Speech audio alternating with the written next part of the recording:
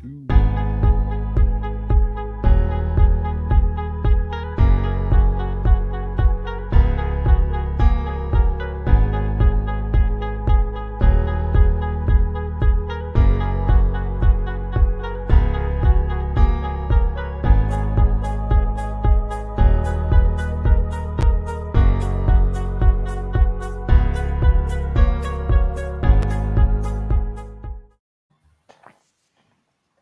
And we are live. What is going on, folks? This is your boy Blackwing 2040. Welcome to the live spoiler discussion of Zack Snyder's Justice League, also known as the Snyder Cut. I have a big amount of guests here with me today.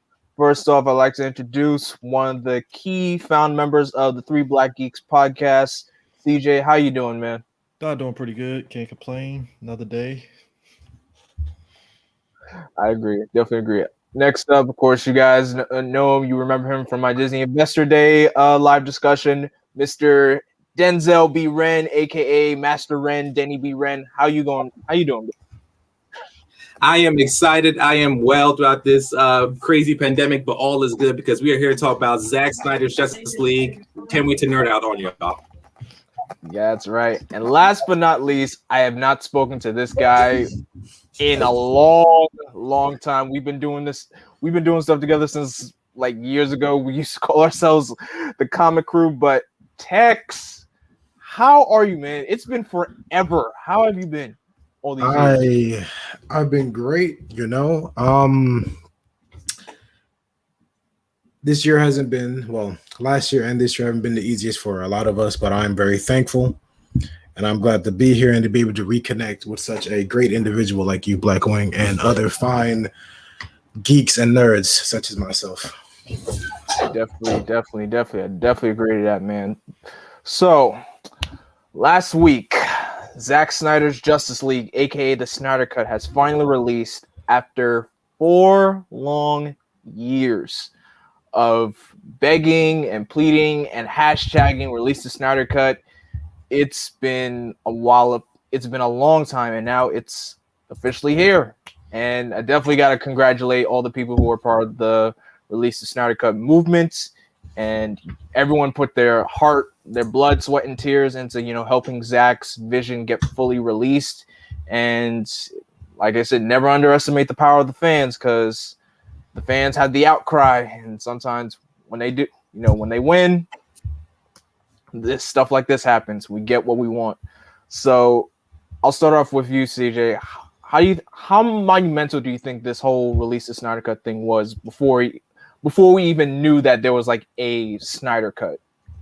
I think honestly, on the surface, it sounds monumental, right?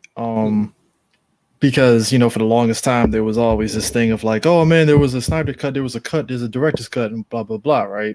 Right. And I mean, the logical thing was obviously Zack Snyder filmed some stuff, because if you remember, way back at the very first trailer for Justice League, you saw a lot of different scenes, Cyborg playing football being one of them and stuff. And you saw those things, and you're like, all right, cool. And then you saw the theatrical cut, you're like, hold up, something's missing out of it. So you kind of figured, hey, they must have cut certain things out, because when you make a movie, obviously there are going to be deleted scenes or extended scenes that didn't work out for the film. So it's like, all right, cool. So when they announced this whole thing with the Snyder Cut, just Zack Snyder's Justice League, I should say, I was like, all right, cool. I kind of had a general idea of what it was going to be. I didn't think it was going to be like a huge 180 from the theatrical cut. But I mean, monumental to a degree, I guess, in the sense of it actually getting put out and stuff. I mean, especially in a 4-hour span. But I think also because it's unprecedented, because we have a streaming service. Because if you didn't have a streaming service, you wouldn't get 4 hours. So. Yeah, most definitely. What about you, Denzel? How do you feel about this long-awaited release of the Snyder Cut? Well, this opens a doorway for many creators and directors. It's a blessing for Mr. Zack Snyder himself, because many directors have so many cuts, but certain studios is like, nah, we don't want to go with your vision. Your vision detached from that. Majority of the times when studios follow their own rules, sometimes the audience or fans reception sometimes work, but majority of times it don't work. So the one that we had before, which is a good example, the Justice League 2017, which shouldn't exist, and doesn't exist in my brain right now. If you saw my video, I ripped it up to shreds. It don't exist anymore. When you follow, the director follows his own visions and stuff like that, and fans are well receiving the product to follow up the storyline, everything in the vision, then is all good. Studios should listen to what the director's vision is and stuff like that. And with that reception that he got positive reviews, it was awesome-tacular. And yeah, it's a great privilege on it. And I'm happy that this man got his vision because, like I said, many directors don't have the opportunity. So it was great. I really loved it. Exactly. That's man. We're gonna go into that with the whole studios interfering and everything later on. But Tex, how about you? How do you feel about this long-awaited release of the Snyder Cut? I will be the first to say I was indeed a naysayer, to my eternal shame. I did not believe it existed, not really. I knew there were a few cuts, but I did not know how far Zack was able to get with them. And obviously he got a bit farther when he got the green light from HBO Max. But I never thought it would see the light of day. And after seeing it, I can say I don't know how well it would have gone and in theaters simply for the 4 hours. And I know he would be forced to cut out some really good stuff. Quick spoiler. I'm a big fan of Cyborg, and Cyborg, this is probably going to be the best Cyborg I get in a minute. Even DC Comics has no idea what to do with Cyborg, so I'm glad Zack does. So it was just a great time. I can't say I love every part of it, but it's not only is it better than the theatrical cut by too much, it simply stands on its own as a good film. And I hope Zack Snyder and all of the people who push this film, I hope they feel proud of themselves because they deserve it. They truly do. Hands down, I definitely agree. And I can honestly say I was definitely one of those naysayers because I just felt like, sometimes, when you want something so bad, especially when a fan base wants something so bad, they never get it. This is kind of similar how when Young Justice was canceled back in 2013 and fans, pleaded, everybody was hashtagging it, everybody was rewatching it on Netflix, keep binging Young Justice and everything. And then that eventually got the show back to come back for season 3. This, release of Snyder Cut is another example of that. It's just, sometimes it goes to say patience is a virtue with certain things. Patience is definitely a virtue, but it definitely is, a long-awaited thing to be celebrated because I know this film was not easy to accomplish, especially for Zack, because he was experiencing loss because his daughter committed suicide during the process of making this film. So I know Zack had a lot to deal with, but the fact that he was able to get this project done anyway, and it was for his daughter in the end, which still makes it, monumental and incredible at the same time. So I definitely got to give huge props to Zack for doing this.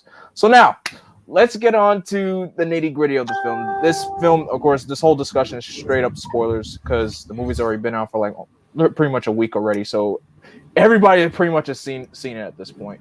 So honestly, I could say this film goes, like Denzel said, the 2017 version has now been erased from my mind. It's gone. I don't care about it anymore. Just like, this cut makes the Justice League cut look obsolete. And I was amazed just to see every single scene that we saw that was in those trailers from way back in 2016 be shown here in this film, from the scene with the League rescuing citizens, from their interaction with Commissioner Gordon and everything, from the final battle to the flashback scene with Darkseid and everything got fleshed out very well. So I'll start with you, Denzel. What would you say, which scene out of the entire film would you say was your favorite from the original cut but got fleshed out a lot more? For me, it would be the resurrection of Superman for me, because Superman is like the heart for me in my opinion, and the way how they did his resurrection in 2017's Josh Whedon, and they just grave robbed him. It just felt weird and all over the place, and of course Henry Cavill's weird mustache and the mouth and the lip and all that stuff. I wasn't satisfied with that. I'm glad that's out of the picture, but the way how he was resurrected into Josh Whedon's version, it was but I needed his black suit. I need something to be very comic related, stuff like that. And then sometimes it felt like it paid off, but it didn't pay off and stuff like that. It felt like it detracted from Man of Steel and Batman v Superman in some way. But what I really adore in this version, I watched it yesterday, but what I really adored in this version for Zack Snyder's Justice League is when he came back with the black suit. We dive more deeper into these characters now. And when he came back resurrected, then you hear his father, Jor-El, talking to him. You have the Man of Steel vibe and the theme song when he's in the ship and stuff like that. Then when he embraces his Superman moment and goes up in the sky and the sun and just like he's resurrected, like, yes, this is the Superman. And what we talk about, then him beating down Steppenwolf like the dog and all that stuff, and just it was groundbreaking. Superman, they did a great job for me, in my opinion, for Superman at the end for me. That was my little thing. It's a lot more that I love, but yeah, that was my redemption for it. Oh yeah, for sure. The way, the way they brought back Superman as a whole was way better than the original cut, the theatrical cut for the film, because a lot of the stuff you could see, even when the film begins, a lot of the stuff is not there. For instance, the bright color, that's gone. And immediately I was like, wait a minute, there's no bright color in this. I'm like, I'll admit the bright color in the original cut, theatrical cut, it didn't really bother me. I know it may have bothered some people, but it didn't bother me at all. But I could still say all the cheesiness, all the, the Marvel vibe that Joss Whedon was trying to give with this film, that is completely gone. And I'm actually kind of good that they took all that stuff out. So what about for you, CJ? What scene from the original cut was fleshed out a lot more for you? I would probably say obviously the cyborg stuff is probably the one that stands out. Probably stands out way more than the others. It's probably the only one that I can legit say that it made more sense and stuff. I was gonna say Aquaman, but I felt like they didn't really need to have those scenes of Aquaman because one, the movie, the Aquaman solo movie kind of negates why are you talking air bubbles, which kind of shows how restricted, Zack Snyder is when it comes to filming Aquaman underwater scenes, which was weird. But I think with cyborg stuff, they fleshed them out a little bit more. Granted, though, I would probably say it's probably a little too much. So I would probably say like some stuff they probably could have, cut back like maybe a minute or two. But for the most part, cyborgs is probably the one that stood out way more than everything else. I definitely agree. Oh yeah, especially Cyborg. I'll say my opinion about Cyborg for later on. What about you, Tex? Which scene was a lot fleshed out for you in this cut than the theatrical cut?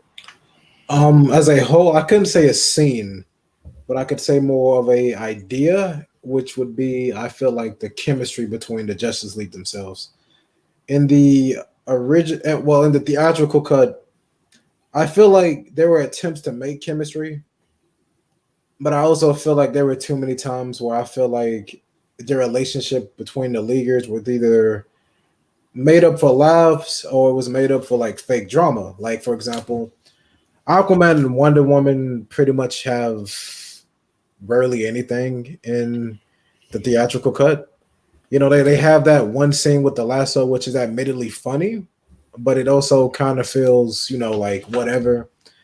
I thought more the talk they had about Atlanteans and Amazons in the Snyder Cut was a lot more interesting. How they have similar beliefs despite their people being at war. They don't like each other. Plus, both of them being halflings too. Yeah, so like they felt more like a bond. Batman and Wonder Woman, I feel like they bounced off each other more. For me, I the whole little thing they had going on in the theatrical cut with Bruce bringing up Steve Trevor and she just breaking his shoulder or whatever she did. It just felt like I don't know if those characters would have this conversation at this time. It just felt like it wanted to be a bit more dramatic, and it felt like I get what he was going for, but I feel like the relationship again in the Snyder Cut, it feels more fleshed out. They feel more like colleagues getting to know each other. Cyborg definitely feels like, well, he does lose a bit of his. He lost a bit of his charm that I feel like the theatrical cut gave him. Like, when he catches Aquaman and he's like, the ride ain't over yet. I do miss that line. But in the realm of the Snyder Cut, it wouldn't make sense if he said it because he's still, very new to this. He's still a very dark individual. He just saw his father die. Like, I wouldn't expect for him to, smile with Aquaman. He'd be like, yeah, you're welcome. There you go. So as a whole, I'm a big fan of relationships in teams. To me, you have to have a good relationship on your team. That's why probably one of my favorite runs of Justice League is I think 2005 run. I'm not sure when it was Arsenal and Vixen on the team. Oh, the whatchamacallit, I think I know what you're talking about. The Brad Meltzer and the Dwayne McDuffie run. Yeah, you've seen the wallpaper all them together. It's I love that. I love that run. Yeah, like for me, if you're gonna make a good superhero movie, the team has to have chemistry, and I feel like the Snyder Cut did do that quite a bit better in a lot of areas. I can definitely agree with that. For me, definitely one of my favorite scenes that got fleshed out was it's definitely got to be the flashback scene of the big war with Darkseid and everything, because in the original cut it was just Steppenwolf, and that scene was like only 2 minutes long, but here it's expanded upon a lot more. You see how the war was going on. You see Darkseid coming to Earth, causing havoc, and you had all the armies of man. You had Atlanteans, you had the Amazons, you had even the gods themselves coming together just to fight Darkseid himself. It was just incredible. And I love how Darkseid was getting, the upper hand a little bit until, he just got attacked by Ares, and that he they both jumped him. I was like, Jesus. Once he got jumped by Ares and the rest of the gods, I was like, okay, that's it. I'm out of here. I ain't like, I'm leaving. Take me home. Because that scene alone could have, could have really done a lot more with in the theatrical cut as well, because I know they use the same lantern because there's this whole line with Steppenwolf saying, Earth is unprotected, there's no lanterns, no Kryptonians. So I was really, looking to see if there was going to be like other lanterns in there, but trust me, that's a rant I have going on probably later on during the discussion, but I'll have that same rant. But for being a fodder Green Lantern, like he didn't get to do much. It's still, even in the Whedon cut, I was like, it's a Green Lantern. I'm going to get excited, even if he kind of gets beat in a few seconds. Right. So I was just like, why not? I got something. He's no Hal or John, but whatever. I'll take it. Like, it's a lantern is in here, so I'll take what I got. I'll take my chances.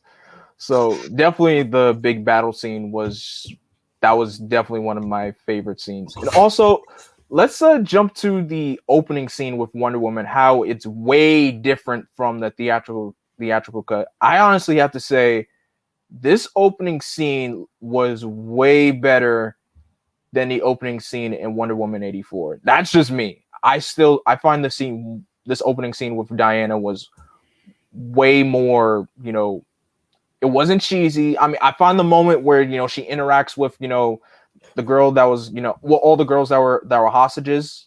That's what Wonder Woman does. She interacts with the people that were, almost got their lives taken. But this form was a lot better, was way better, because I totally forgot how it happened in the Whedon cut, because like I said, the Whedon cut's out of my mind. But I mean, it happened more or less the same way. I think the only difference is in Snyder's cut, we actually see them when they pull up to the bank and they shoot the guys and they replace them with the other people.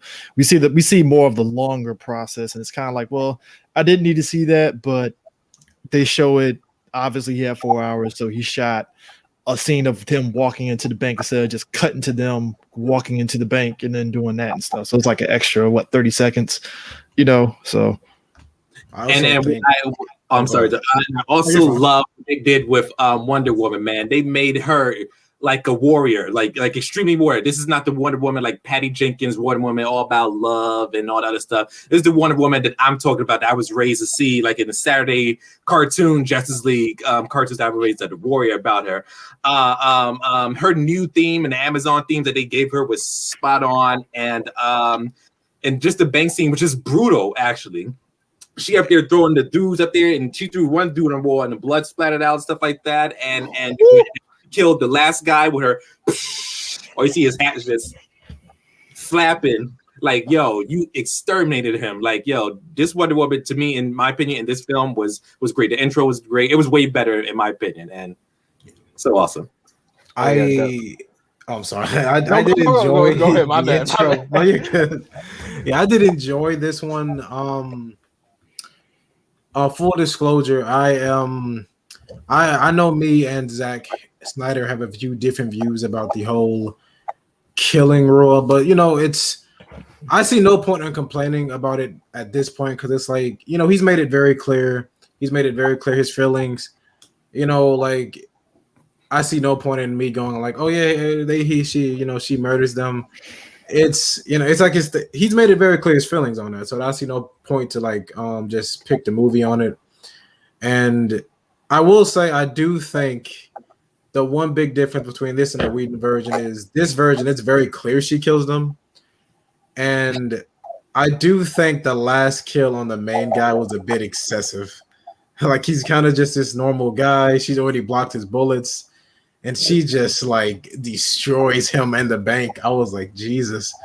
I mean, yeah, he was a bad guy. Sure, he probably deserved it, but I feel like she could have just punted him like she did the others. But overall, the scene was very epic. I definitely agree. While I'm a fan of Patty Jenkins's first Wonder Woman, for me personally, she dropped the ball in 2.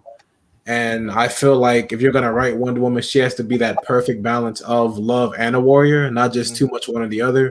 Right. And I feel like Zack might lean a bit towards the warrior, but he has enough of the heart too.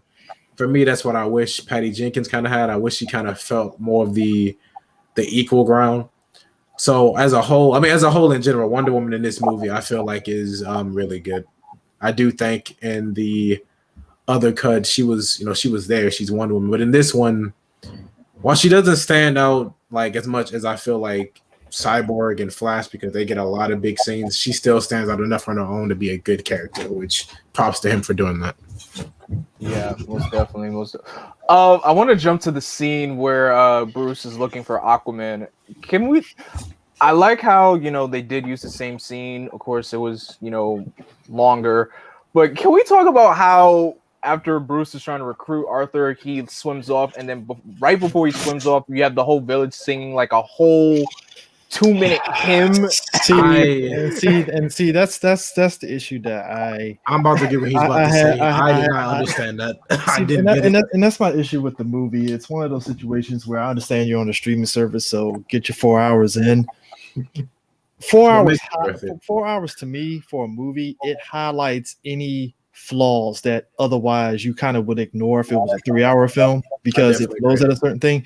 So when I'm saying, oh, you lost your mind, Bruce Wayne, and then he swims off and stuff. It was like, all right, cool. We're gonna cut to the next scene, and then they start singing. I'm like, whoa, hold on. What are we doing? A full-on 2-minute hymn. A 2-minute hymn. Which that's where it started with me watching this movie, and I was like, and that's 2 minutes you could have took out this film right here. And that's to me that represents a lot of stuff in this movie where it's like if you take 2 minutes here and there and take all the slow mo stuff out the way, you got a 3-hour movie. Yeah, I think and that whole because the thing of it is, I didn't mind actually seeing how Bruce got there. I mean, obviously, I can use my imagination and theatrical cut and say, "Oh yeah, he got there by helicopter or somehow he got there." He's right? Batman, he got there. So I don't mind not showing me that, but I guess Snyder was like, "Hey, we gotta show him on horseback," and he goes to the village. All right, cool. And they threw that line in, "Hey, you can't reach it by helicopter." All right, that's fair, fine, whatever. So I actually like that whole sequence to a degree. I will wholeheartedly admit that. It's just what happened at the bookend this whole thing. It's like, yeah, cut that by like 2 minutes. Am I supposed to get it? I just don't. Well, I don't get the language. She sniffed. I mean, she sniffed the sweater. His jacket, which was weird. Again, Zack Snyder has a very specific style. They can work at times. But that scene, I can see why he didn't make it to the full board in the full cut. It was just, I don't know. Well, I think, in my opinion, I thought it was cringeworthy a little bit, but knowing Zack Snyder, he loves to dig into mythology of these folks. So I think these folks, he just wanted to show that these folks were Aquaman believers, even though often Curry denies that there's no such thing as Aquaman or Fishman, but these must be like religious zealots of Aquaman. And since he's a legend, I guess that's why he wanted to introduce that little singing, I mean, Aquaman swims in the water, somebody, what she was thinking. Yeah. But I think that was my thing. It was decent though, but it was, yeah, it was fine. It's just, I didn't expect it. I thought I missed the scene. Yeah. Trust me, like even when the scene cuts to the next shot and they're still singing, I'm like, why are they still singing? Oh, yo, cut this now. They love Aquaman, like I know, but I love him too, but damn, I don't need a whole freaking hymn just for 2.5 minutes. Like, geez, cut it out. If it was a bit more clever. Like that was like the introduction to his theme song, and then we heard it like later. That's his theme. Maybe that could have worked to a degree. Yeah, that could have been something. But this is just. It didn't lead to anything. It's just I just wanted to show this. This is nice. She's a good singer. I mean, if the idea is that he is obviously a god to them, it's like I kind of sort of get it, but it's like. You didn't have to have them singing. I mean, I would have rather they just showed her cut to the girl grabbing the sweater and smelling it, and then boom, end scene. At least then it's like, all right, that's a funny little scene. Okay, fine, because that's been a thing with Snyder for a while. I mean, if you look at the end of Man of Steel, you might have said a cute scene. Like she said, I think he's hot. Yeah, it's funny, but it's subtle. She ain't busting out in the song. She's just like, oh yeah, she would do what some women would do. It'd be like, oh, he's very hot. It's like, all right, cool. All right. Yeah. All right. So I guess since we're talking about the whole recruitment portion, let's talk about. I gotta say, the scene with Barry and first of all him applying for a job, and then of course the Barry and Iris moment, which I knew Iris was not gonna get that much to do anyway. So I like the actor. I mean, actress. She's fine. I mean, yeah, she's fine, but of course, I just felt like she was only in there just for that one scene. And then I feel like if because I think WB is kind of shut down any chance of him continuing. So it's kind of like, was the scene necessary? I mean, it's continuing, but the problem is that the scene itself doesn't serve no purpose. Because I mean, if you take it by itself, right? Like we all follow the news of these comic book movies, right? Yeah. So we knew that was Iris West, straight up, right? Yeah. Mm-hmm. The scene itself didn't tell us that's Iris West, and that's I won't say that's a problem, but it's like it would be nice if somebody just said, "Hey, Iris," or something, so we know that's Iris. Yeah. Otherwise, the average viewer is looking at it like, "Oh, it must be some random chick that he likes." All right, cool. It was the first slow-mo. I mean, it's the Flash, but that was definitely the first scene where I was like, "Oh, this is a slow-mo movie." that scene. Oh yeah, it works for the Flash and everything. So I mean, he usually uses it pretty well, so I can never complain about it. I mean, it's a Flash. You don't use slow-mo with the Flash at least once. You're missing something. But it's just. I was kind of nervous in that scene because when he was saving Iris, right? Then he was grabbing the hot dog. I was like, oh God, what are they going to do with this scene right now? I thought he was going to put it in her mouth or some stupid. I thought he was going to take that hot dog for himself. But he put it in her pocket, in his pocket, and then just gave the dog. I was like, all right, cool. As long as ain't nothing like stupid, like that's why I was getting nervous. Oh yeah, but I thought the scene was dope and stuff like that. Even though Warner Brothers says they're not going to go with his vision, I would kind of see Iris appear again in the Flash movie. But who knows? We just gotta. Well, I mean, she is going to be in the Flash movie. They said she was going to be in the Flash movie and stuff. Well, I hope so. I don't know if they're going to follow this. I think it is the same actress and stuff. I don't know if they're going to. I think it's what they're doing is, from what my understanding is, they're playing very fast and loose with the Flash movie in regards to this. So it's kind of like, hey, Snyder's stuff is done, but when we do Flashpoint, it's going to probably most likely loosely kind of bring up what happened in Justice League. Kind of like Aquaman movie kind of low key brought up Justice League when Mira said, was like, oh yeah, the Steppenwolf thing. It's like, all right, yeah, that was something different. I thought that scene was ironically weird in Aquaman. It's just I'm curious to see how everything goes, because even in Aquaman they did a few little retcons, because you can see Snyder's vision. He obviously wanted Mera to be like an orphan. Then you see Aquaman and you see her dad's in the movie, and it's like, okay, well, I don't know. I'm not sure what's happening now. Yeah, it's light retcon. Right. I mean, it doesn't matter. It's like it's Mera's dad. Who cares? I mean, retcons are a common thing in comic books anyway. Yeah. We can't stand them. It's the most blink and you miss type of retcon where it's like, all right, it's like I'm never gonna do that. It's not a big one. She got a dad now. That's cool. It's like, whatever. That's right. Definitely.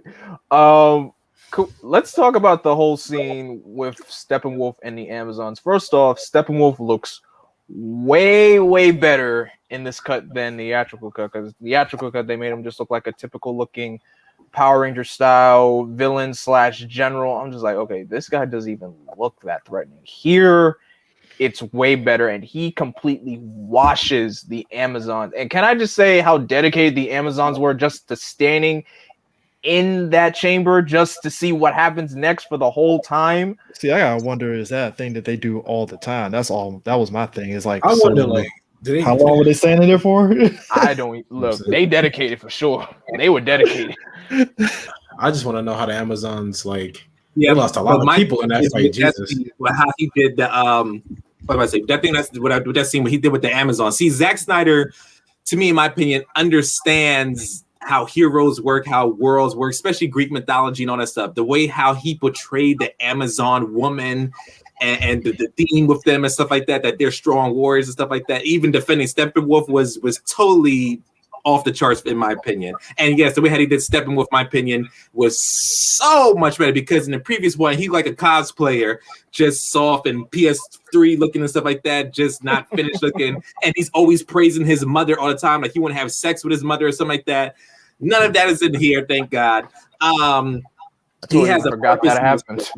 Yeah, because they made him have a purpose in this better film. Better context for the mother. Yeah, because he want to have purpose to be with Darkseid, and he want to make up stuff like that. He was to own Darkseid's trust, which I love and respect like that. And he has an old Darkseid. What he said, 10,000 worlds. So that's like, I'm telling you, the Green Lantern Corps in this universe are not doing their job, man. I'm not doing their job. I will say this though. I will say this. I think it was a mistake of Snyder to change up Whedon's thing, because I felt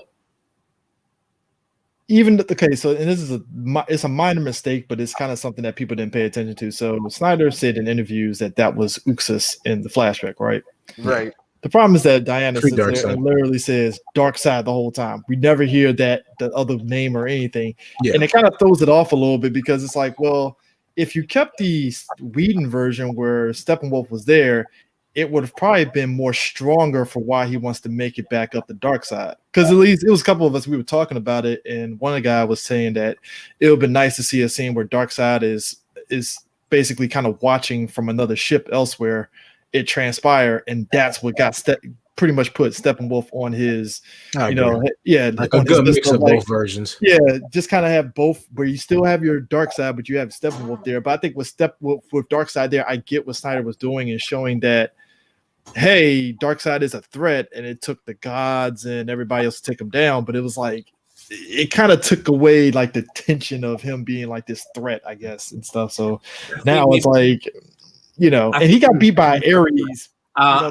think that's like what Zack Snyder was trying to do with that, is that he wants to make Darkseid make very mysterious. Like, okay, we see this alien guy, Steppenwolf, but who is he doing it for? And I guess he wants us as audience members to explore who is Darkseid, with Wonder Woman do a little investigation. It's a bigger threat, something like that. So I guess maybe he wants to build up that little tension. It's like, oh, okay, so to this guy. Yeah, probably. Yeah, for sure. Yeah. There's another. Oh, I gotta say how. First of all, I gotta give definitely. I love the scene how, Queen Hippolyta was able to use the flaming arrow to call out to Diana, because like only Diana would know that flame means something is up, and the fact that the arrow of Artemis was pretty much used as a key to open a hidden temple in, I think it was at Greece or Athens. It was Greece. It was Athens. Yeah. So, and also, can we just talk about the fact that she just dived into a temple with heels on, with no breaking ankles or anything? I didn't even know they were wearing heels. That's the woman was full on wearing heels, dropped down into a temple with no breaking ankles whatsoever. I'm like, you know what? She built for this. She built like a queen to fight like a queen, I guess. I don't know what to tell. Yeah. So yeah. I just like the fact that she found the temple, and how the temple, reveals that there are 3 mother boxes. The Atlanteans had one. They pretty much sealed it up in their place. The Amazons had one. They pretty much sealed it up on their island. And of course, the box of man was pretty much, they just buried it somewhere. They just buried it. Once again, like, humanity is the trashiest one. And we just put your box at. Yeah, we just put it inside the ground. It's fine. We'll find it later. It's just the ground. That's all. We're just stupid. Just bury everything. Like, I am not surprised that probably some buffoon in the man army would just be like, you know what? Maybe I should just dig this box up just for a little bit, so I could just see what power it holds inside. I wouldn't be surprised. I wouldn't be surprised if that was ever like a plan or something. It was interesting when you see Cyborg flash back, and they flash back to World War I? He flashed back to, or was it World War II? World War II. Okay, because it looked like the scene from Wonder Woman. That's why I was like, is that the scene from Wonder Woman when she hit the village? I was like, oh, all right. So, but yeah, it is kind of weird. It's like you buried it in a random place in the ground, and they just found it. Like, yeah. Good job, guys. Good job. It was, at least chuck it in a volcano or something. I don't know. But yeah.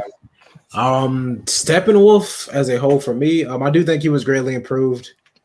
Honestly, the only thing I liked about Joss's Steppenwolf, and I use it like loosely, was like one line he said. I liked it more than the line he said in Snyder's cut. That's about it. I think it was the line when he was interrogating like Silas and the other like doctors and whatnot.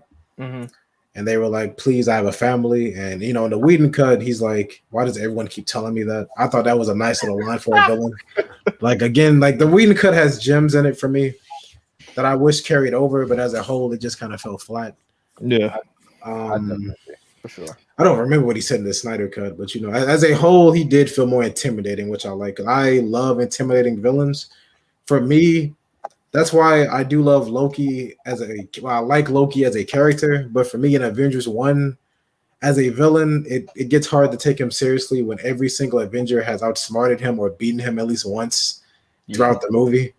Like, Cap stands up to him, Iron Man hits him in one hit, Thor talks down to him, Black Widow outsmarts him, Hulk, we all know what Hulk did to him. Almost into it like a rag doll. Yeah, it's like Hawkeye, he took him off guard. It's just all the Avengers, That's why I do like a villain who feels like, especially when you're going against a team, you have to make a villain who feels like he's a threat to this group as a like individual. So I definitely like that more about him. I agree. Definitely agree. I could say when it comes so the way how Cyborg got recruited, I like how, first of all, Cyborg is like straight up in mourning, or not even in mourning. He just feels isolated from society. The way how Victor just pretty much removes himself from society as a whole and just stays in his room, doesn't want to leave. Sometimes he may step outside, but he does not want to leave.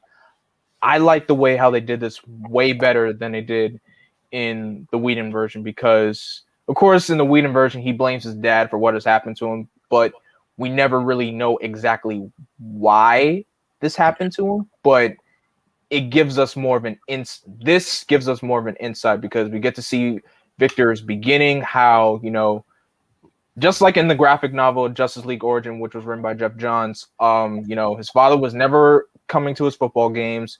His mother was always supporting him. And then on that car ride home, she and Vic were caught in a car accident. She didn't make it, but Vic made it out. But of course, pretty much, I don't know how, but his whole upper body was still around, but his whole lower body was gone. I'm just like, jeez. Jeez. It was definitely graphic. As a big fan of Cyborg, love him. Probably in my top 5, at least top 6. Only people above him are like Roy Harper, Beast Boys, people like them. He is simultaneously one of the best parts, and I feel like kind of not the worst parts, but one of the like. This movie definitely feels like it's his movie at times. Like it's definitely his origin, which is fair because, you know, even like what you said, like Jeff Johns' Justice League Origins of the New 52, that entire book is basically his origin. All the other heroes in that book, you know, they've been at it for at least a year or two. Mm-hmm. But at times, like again, like as a DC fan, I'll watch a 4-hour movie, but I will never like look down on people who don't. Even Avengers Endgame, they had to work like 20 movies to get to that point. Yeah. And Cyborg definitely, I wouldn't want to lose his scenes because I feel like those scenes help him a lot as a character. Whereas in Whedon's version, it was okay. He was an okay character, but you can definitely feel like he's kind of like not priority. He's not Batman. He's not Wonder Woman. In this movie, he feels more like relevant, which he really is to the story. Mm-hmm. But at the same time, it's almost like I definitely get it because he's the one character there who arguably isn't a A-lister. Like everybody knows Aquaman, everybody knows the Flash, everybody knows the Trinity. Cyborg is that guy that you saw on Teen Titans. You thought he was cool, but I've talked to a lot of people. Every time I ask somebody who's your favorite Teen Titans from the cartoon, they'll say anybody but Cyborg, and I'm like, that hurts my feelings.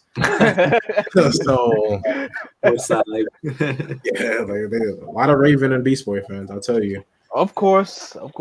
But Cyborg as a whole, I mean, he really helps this movie, but he's also like, he definitely also extends it. Like, he's not as bad as like the Haim during the Aquaman scene because he is like actually relevant. But it's also one of those times where, like, I don't know what I would cut because I honestly think every scene with him was good. Maybe I'd cut some of the time of him learning his powers. I'd probably keep the scene with him helping the family because I think that shows a lot of his heart. Maybe some of the football game, just cut to the end of him just getting it, and then he's with his mom and they drive. But principal stuff. Yeah, you know.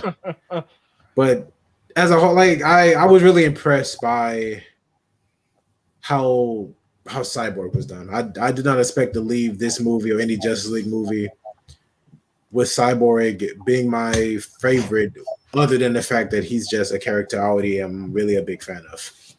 So that was good on Zack for that. You'll always get props from me from turning a character not that many people care about to a character that like steals the show a lot.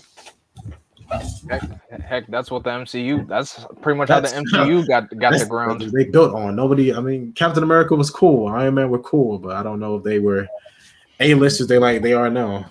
I mean, those are characters that, like, I think a lot of people tend to forget. Like, those are characters that, for the longest time, when they came to Marvel Comics, it was just X-Men, Spider-Man, and Fantastic Four. Oh yeah, those were the big ones. Maybe the Hulk to a degree, but like those were the big ones, and like the Avengers were kind of like, they exist, they're there and stuff. And I think, in a situation that the MCU was in, they had to like lean on those B+ player characters to build them up to that level. And I think, like I said, DC has always had a head start on Marvel, but I think the problem with this is, and it was kind of one of those things that highlighted it for me when it came to New 52, is that I always felt like Cyborg being on the Justice League was like a mistake.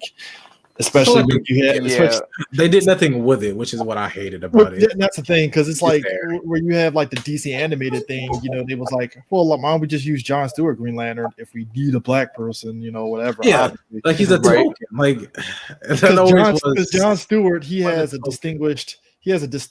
a military vet, so he's going to be a different type of Green Lantern compared to Hal Jordan. So you're going to get that military demeanor to him. And he's a black man, so obviously that's another degree that you're going to go there. With Cyborg, it was, but like with Cyborg, it was like, all right, he's a kid that got the mother box attached to him. All right, cool. But it would work better for him on Teen Titans because he had other people his age range to bounce off of. Also, Cyborg got a lot of potential, but it's just they didn't do nothing with him in the comics, unfortunately. That's what kind of sucks. His solo series, sure, but with him on the Justice League, it was like. It was every time I think DC hears my cries for Cyborg, like Justice League Odyssey. When I tell you, have any of y'all seen Justice League Odyssey, like read it or anything? I've read like a few. I read like the first arc and then I just dropped it because I couldn't keep up with it anymore. Let me tell you how DC got me. Justice League Odyssey, they try to show it as this is Cyborg, Starfire, Azrael. Jessica Cruz, this is their story. That is a lie. Halfway through that run, Cyborg, Starfire, and Azrael made antagonists, and they barely show up, and it's just Jessica Cruz's story. So once again, Cyborg gets the bitch. His own book. Like this is his book. Like Cyborg's the leader of his own Justice League. You lies. It gets replaced by fucking Dexter, but you know. Like how in the world did this happen? Yeah, I'm just glad he's back with the Titans. I wanted to give him a chance on the Justice League, but DC didn't. So whatever. Look, we all know that Cyborg has always been Titan material. I mean, I know we're jumping back and forth with the comic book talk and everything, but I think having like, you know, if you're like a young hero, just let that be like your go-to team. Like start off with the Teen Titans, and when you have, you know, the capabilities, and when you're ready, like, all right, you're ready to join the league. But just like they did to my boy Roy until they took his arm and his daughter away. I don't understand DC. Stop doing this. Hey, Roy has been through hell and back, and I don't know how, but he's been through hell and back, and he's been kicking it. But hey. Yeah, but my thing is, but like to your point about like Cyborg and stuff. Like I said, if you had to cut anything, like I said, I cut the principal stuff, trim down the football scene because I mean, you get the gist of it in the car. Like, oh, my dad didn't come to the football game. Yeah, I feel like you could have really just got into the car, got the crash. I don't think you needed to show the hospital unless you really wanted to show Cyrus like crying. Whew. Yeah, that was crazy. And I think the thing of it is, I think more than anything, Joe Morton, he really kind of acted his behind off. Like that guy, you put him in the movie, it's like he's. That dude is underrated, man. Simply underrated black actor. I wouldn't have killed off Silas Stone because I wouldn't either. I feel like his death was kind of like this. Okay, well, and that was the big thing that I liked about Josh's is that we need to find out where Steppenwolf is. Let's find heat. You know, with anomalies out in the world and stuff, like search for it. I was like, all right, cool. But then Silas is like, Silas killed him because he shot a microwave thing on the mother box, and that was how we were able to ping it. And I was like, he had to die for that? Like, yeah, it's sure, I guess. I feel like they could have come up with any other plot or reason to find the mother box. Honestly, because him and Vic having that talk outside the Batman aqueducts, I thought that was a perfect way to like bookend it. In a way, because it was like, clearly they're on the same page kind of thing. And maybe if you want to bring them back in later inside the lab, but I wouldn't have killed him off. I would have had like Steppenwolf like shove him off to the side and, you know, he hit something and, you know, he's down for the count or something, but I wouldn't have killed him. It was like, I knew he was dead by the trailers, man. The trailers didn't even try to hide it. They him. I didn't even pay that part of the trailer, but you're right. Yeah, like Jesus. I saw him glow. I was like, "This some Dr. Manhattan shit. He about to go." Like, he done. He's not making out of that one. Definitely not making out of that one. But not class go. Do not collect $200. He is. Oh man. Honestly, I could also say when Batman goes to recruit Barry, I feel like it was still the same, but just a little People bit thought that was different. Whedon. I remember people thought that was Whedon's thing, and it was like, oh no, it wasn't Whedon. That was all That was all Zack. Zack. Oh, Yeah, yeah. That was all Zack stuff. There's I one mean- thing I definitely don't like. It's Ezra's. I don't like his Barry that much. I mean, look. Ezra Miller's Barry Allen is very an acquired taste because we're also used to Grant Gustin's portrayal of Barry Allen. So he's more Bart Allen than Barry Allen, to be honest. yeah, like he's Yeah. it's kind of weird on a grown man. At least Bart could say he was a kid in like the 90s. So now it's Ezra Miller's a great actor. Like I've seen him in a few things. I think he's a good actor. He's very enthusiastic. I will give him that. He has. Oh, an yes, energy. So yes, that's why I was like, yes. he felt more Bart than Barry. So if it was like, oh, Wally, even to I a was thinking degree, more Wally. Than, yeah, they was like, oh, that's Wally West. All right, cool. I was- I mean, you did that in the cartoon. You made it Wally West instead of Barry. All right, cool. I was genuinely surprised at some of the lines that I thought Whedon made. Like I despise the whole bat signal line.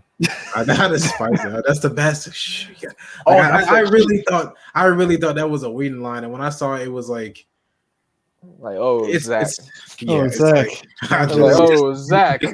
I mean- like when it comes to the jokes and stuff like that, is like, okay. I kind of like the Whedon's jokes a little bit better than Zach's, because Zach's like a serious joke. So it was like, all right, that was passable. Because maybe he probably tried to put jokes here because, it's a dark tone film. Everyone's dark, right? So let's give Flash something a little lighter. And so. Yeah, I mean, I get what he was doing because, like, if you look at the whole league, I mean, even Cyborg. I mean, at one point, Cyborg says "fuck the world." I was like, "Whoa, dude!" Like, I get your dad died. Somebody had to be a bit happier. Like, it was like, yo, you said "fuck the world." I mean, why? I get your dad died, but you don't like your Cyborg. I get it, but you don't say "fuck the world" and you gotta save the world. Like, that's weird. I actually But thought you- that was a bit weird too. Yeah, It's like, but you. Well, but I mean, it wasn't weird to me because, listen, just imagine yourself a cyborg. Your bodies have blown up. You don't have no relationship with your dad. You're all in this weird robot body, and the world's going to go against you like that. So how would y'all think? Like, would y'all think like Cyborg? Like, you know what? I mean, it was like, because he was still a good enough person to help people. So I just thought it was weird that it was like, oh yeah, by the way, like the world as a whole is under attack. I mean, either way, I still get it because it's like, you want me to help you save the world? Me? Like, look at me.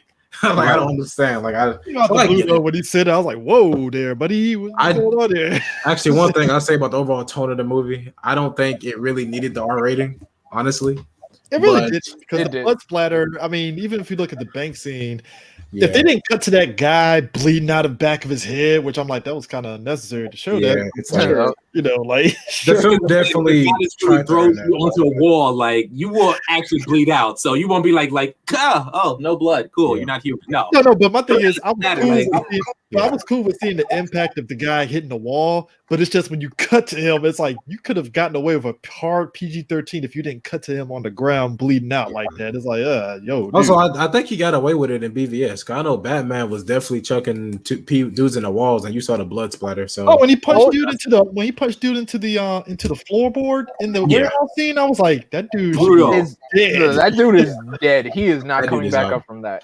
yeah. So right now, it honestly seems like the R rating only because they said death bomb like twice. I think like And I- Batman said it. and I Cyborg think said the it. R rating. Yeah, I'm sorry, Drive. And I think the R rating. I agree with the R rating should, continue on with this. I mean, make it brutal, make it darker, you. cool, Yeah. kids and stuff like that. Just see Because something. there were a few brutal things to be fair. I think you're right because I know Steppenwolf definitely chopped that Atlantean dude in half. I forgot. Granted, Oh, granted, Shazam was pretty dark, and that was a PG-13 movie, so you can get away with a hard PG-13. Shazam Yeah. surprised me. Like that little boardroom, I was like, Jesus. That should have Christ. been R-rated. Any other that person should would have have that was like an R-rated moment right there. I brought my nephew to see that, and I was like, yeah, like this is like some. should you be Like when I was a kid, I think I saw Beetlejuice. Like that was so like some, like back in the 90s where like some movies could be like this is PG-13, but this is like some hard stuff. Yeah. Like that's what it felt like. That's what Shazam was Like the going movie, for. like the movie Jaws, for example. Jaws is rated PG, and look at all the blood spatter that the shark don't ate up everybody. Like this is PG. And that was in 75. That was in 1975. I mean, 'cause that was the thing. It was just like if you even look at like something like Predator in the 80s, that was rated R, but you see why as R because you literally see arms getting blown apart, people getting skinned alive. It's like, okay, well, that's Awesome. Do it again. Like I don't think the rating hurt the movie. It's just something I noticed. I was like, the R rating was like, it's fine. I don't know if he needed it, but I'm not sure. Yeah, he used it, so I can't get too mad at him. Unlike some people. Because some people just get complaining about the rating, just like, wait a minute, it wasn't that bloody. It's just 2 F-bombs and everything. Like, you know what? Some people were used to R rating, and I'm like, bro, this was a PG movie, bro. What am I watching? I came to see a bit of something. Like, I don't understand. I totally agree. Let's talk about the I want to jump to like the rescue scene where they're rescuing the hostages and everything from Steppenwolf. I love how this scene was played out because I remember when I think it was the San Diego Comic-Con trailer for this movie showed up, and it showed like, you know, the scenes with Cyborg saying, "Relax, Alfred, I'll take it from here," or like Batman was going to like the Nightcrawler saying, "My turn."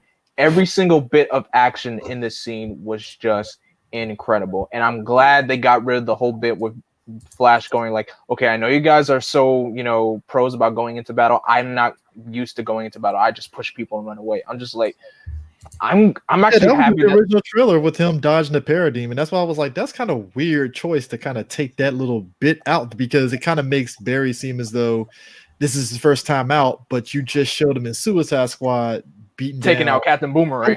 So it's like that was kind of weird choice for them to do that. And stuff. This one makes a better extension of Suicide Squad. Like, oh, Barry's been doing this maybe a year or two, or whatever and stuff. All right, cool, that works. Granted, the circumstances are obviously different because he's not in the police department when he got his powers, which brings up another. Oh yeah, that's really weird. I like that was weird to me because I never noticed it until like I think at the end of the movie, where it's like, oh yeah, I got a job at a police lab, and I'm like, damn, how did this Barry get his powers? Like, I mean, it's not a big deal, I guess, if you, because I never noticed it. I mean, but I'm curious though. Now I was like, I'm really curious. Was he just walking outside and just got hit by lightning? Like, Jesus. I mean, but yeah, like you were saying, that scene. I will say I do miss the save one person.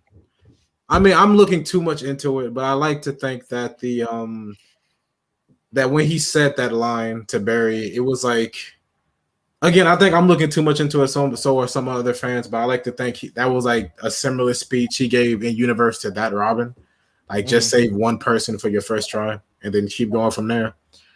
But as a whole, again, the Snyder cut scene is better. Like, I don't remember this being in the Whedon cut, but I do love as soon as like maybe it was, but I do love back to Cyborg. I love when Steppenwolf is about to threaten Silas because he opens his mouth like, Jesus, just stay quiet. You can maybe survive this. And as soon as he like, you know, walks to Silas and picks him up, I like how Vic reacts. Like, yeah, like I'm pissed at you, but you're still my dad. Like, come on, man. I'm not gonna let you die. A lot different because his machine started taking over and shot Steppenwolf by accident. But this one, it was like, no, he actually wants to legit save his dad, so he's gonna do it. So it played out better in Snyder's version. I really like the integration between the human and the machine. I really like the whole idea of kind of skipping ahead, but I think this was in Whedon's cut, but I'm guessing this was Snyder's original vision. I love the idea that Cyborg's human half is like trying to calm down, but his robot part is like, bro, this dude is some real shit. Shoot that. I mean, we saw it with Superman where his body, like, his robotic body was like, I don't like this. Danger, stranger danger, shoot him now. Exactly. Either get me out of here, or I'm gonna shoot him. It reminds me of the Scarab from Blue Beetle. It's just like, no, I'm not dealing with this. The Scarab was more like him and like the Scarab would at least listen to Reyes. Like, all right, I won't do it. Yeah, the robot is like, well, the machine part of Cyborg it's more like an actual AI. It's like, I'm gonna do what I need to do to keep us alive. I'm not. Yeah. Which I really, again, back to Cyborg, I really dig that. And also, I've got to mention, we skipped over a few things, but it's fine because we're bouncing like back and forth. This movie has a lot to cover, but some characters that I didn't even know that were in them. I didn't know Ryan Cho. I did not know Ryan Cho was going to be in this movie at all. Because that's the thing. I know he didn't do anything, but I didn't even know he was. I wonder what the setup was. So was the setup that he was going to be like in Zack Snyder's original plan? Because I doubt DC was ever going to give Ryan Choi or even Ray Palmer. I doubt he was ever going to get his own show because the Atom or his own movie because the Atom is a CW. Yeah, the Atom's a great character, but I don't know if they like. He's not capable of handling his own film, especially since Marvel kind of beat them to the punch with a shrinking hero, and Ant-Man's Right. all the rage now. Yeah. So I wonder, was it just a cute little reference, or It felt like a reference because to me, and that's kind of one of the things that kind of got me a little bit when they interviewed Snyder after the movie had dropped.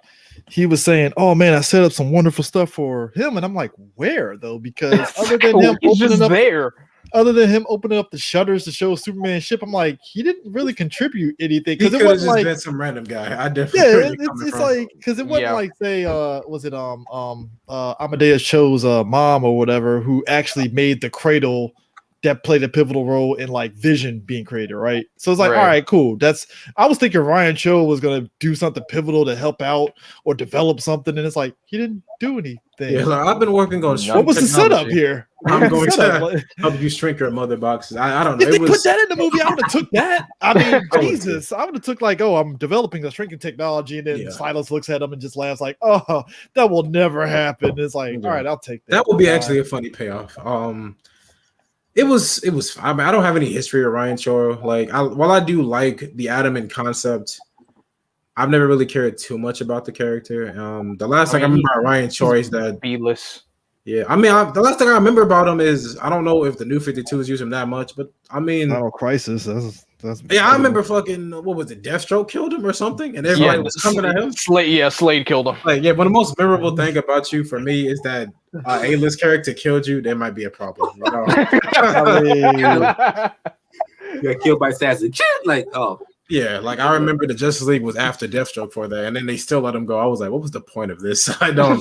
it's like I don't understand That this. they look- can't make those him awesome again in the future films. Who knows? You know, see how they did with Ant-Man and Marvel. So DC Yeah, might make It it could be more. cool. I mean, But the Yeah, I'm open CW to jumped the funny thing is like the CW, the Atom jumped before Snyder even touched it. So it's like he already grew giant in Legends, went small in Arrow. that's It's like that's one of my problems of like not with the CW or Snyder. I think they're both good. They both have their fans. The movies and CW, whatever. They're both great in their own way. I have a few problems with both, but I do think this is what people were trying to warn DC about when they announced there would be two different Flashes. Because you got to keep both sides of the fan base interesting. Because it's like they've got to go big or go home with the Flash films now. yeah, Because that's I what got like Stephen 7 Amell was seasons. saying basically the same thing. He was like, "Hey, I'm very protective of Grant," and when they announced Ezra as Flash, I was kind of like, "Huh." Yeah, and we got 7 seasons of Grant Gustin's Flash and him doing a lot of things. Don't get me wrong, like a certain scene that we all know, it was a great scene from Ezra Miller's Flash. Like, Yeah, but again, it's like we've seen so much from the Flash. It's like same thing with Superman to an extent. It's like Lois, Superman and Lois is a good show. I love it. it's excellent. But it's just like now you got the fan base arguing like, oh, Henry Cavill, oh no, and that's the Tom movie Wilson. side that botched that up. That's Yeah, the it's fucked like- up part about it. that's It's like, the- oh, Yeah.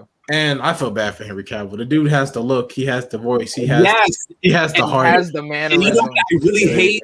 I hate when they keep rebooting films over and over. We're gonna reboot Superman. We're gonna put Michael B. Jordan as Superman. Superman's black now. Like the biggest I mean, mistake was them Henry not doing. Cavill- And Henry the biggest- Cavill has the potential. I mean, just if you want to make a better Superman movie, just make Man of Steel 2. And The then biggest just do mistake all was the big them doing that. I literally sat there and WB said messed up right there. they should have never did BVS, and if they did, I would have rather it been like Man of Steel 2. And have World's Finest. Brainiac come in. Or I wouldn't even be Doomsday. It would have been like Intergang. I would have did Intergang and Metallo. Boom, you just set up Right. that. Now I you have agree. to ask the question of, Because hey, WB Superman just- destroyed everything in the last movie. What does he mean for the people now after he did all the destruction? And that would have been a great sequel and stuff. I And you definitely agree. but they rushed it. They didn't want to admit it, but Yeah, like They were Yeah. competing against Marvel because Marvel had Civil War and they want Batman, Superman. They cram it all together. It was like, I understand, but DC, I want y'all to take your time and develop the characters more because one day Marvel might die down and this may be your time to rise up. So, good time, DC. Marvel Well- continues to just find ways to make their fan base come. But like, in my opinion, I like Wanda, I like Scarlet Witch, I like Vision. I love them in the comics. For me in the movies, I was like, man, I could care less. Like y'all killed Quicksilver. I don't care about these characters. Once it comes out, and respect to Marvel. They found a way to make characters that I feel like they didn't do much with in the movies and make people care about them. Right. DC, they have the star power, they have the characters, they have the company. WB, AT&T, whoever's in charge. I just don't get it. Like I just like look, all these wonderful characters.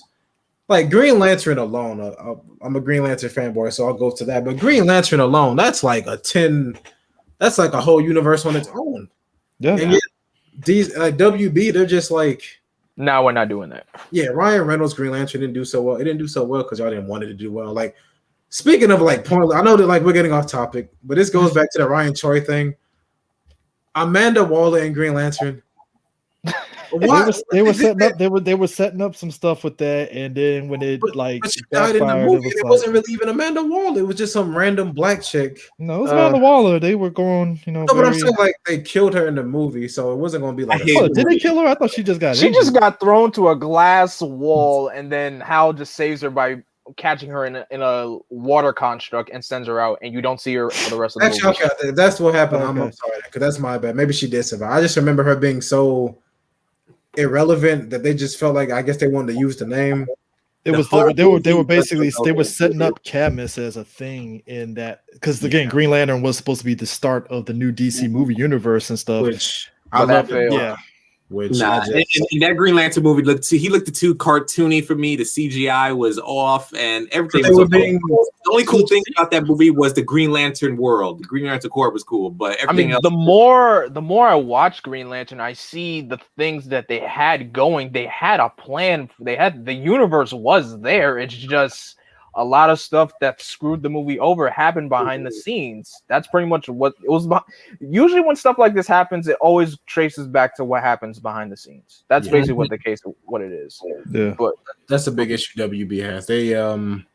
They like to rush a lot of things. I feel like if they took their time, because like he said, BVS shouldn't not have. I don't think it. I think it was too early for BVS. I don't know who's to blame, Zack Snyder or WB for Superman's death, but I just feel like it was too early, and I feel like even Snyder Cut. I feel like even the Snyder Cut couldn't save the whole full circle thing. I feel like he was going for with Man of Steel, BVS, Snyder. I just feel like Superman's death is like so. There's no weight behind it. There was no weight. It was like their second. It was their second film, and you just straight up killed the golden boy of the DC universe. In the passage of time, I mean, how many months or years was between Man of Steel and BVS in movie universe? Was it like a year or two? Maybe? I think they're following. Well, they were at the time. I think they like to follow the whole real life thing. So it was like 2013 to kind of like how Marvel was doing before the snap. Mm-hmm. They like to follow the real world example. Yeah. So it wasn't even that much time. It was like Nolan's how Bruce is fighting Joker at the end, like at the end of Batman Begins. Like, oh, I got the Joker calling card, and then boom, the next movie, he's literally about to fight the Joker. So it's like I'm actually confused on that. I was like, so was that their first meeting? Okay, no, I'm sorry. Let me. I'll leave those other DC movies for other things. Dark Knight's a great movie. I just never got that. I don't know. It was like. Was he just tracking him down for like 5 years? I don't know. I don't know. That's the thing. It's like in Man of Steel, it was just kind of like, all right, so that happens. All right, cool. You got a good setup. Whatever you felt about the ending, he snapped Zod's neck, whatever. All right, hopefully the sequel, they'll address that, and we don't address him snapping Zod's neck. Yeah. Precursor, I do love Man of Steel. So that's why I keep giving Zack Snyder more chances. And I feel like, I didn't like BVS. I feel like his Snyder Cut, again... I don't understand why Chris Terrio wanted to do Death and Return of Superman. That made no sense whatsoever. Yeah, like I said, when I first saw Superman's death in the theaters, I was like, okay, so they killed him off. It was emotional, but I needed a little more weight to make me. There was no weight. There was no weight behind it. They just kill him instantly. I feel bad for the Zack Snyder films is like, all right. I'm sorry. Go ahead. I'm sorry. Since you look at the scene, it's like Wonder Woman could have just stabbed Doomsday and been ended. She could have. He could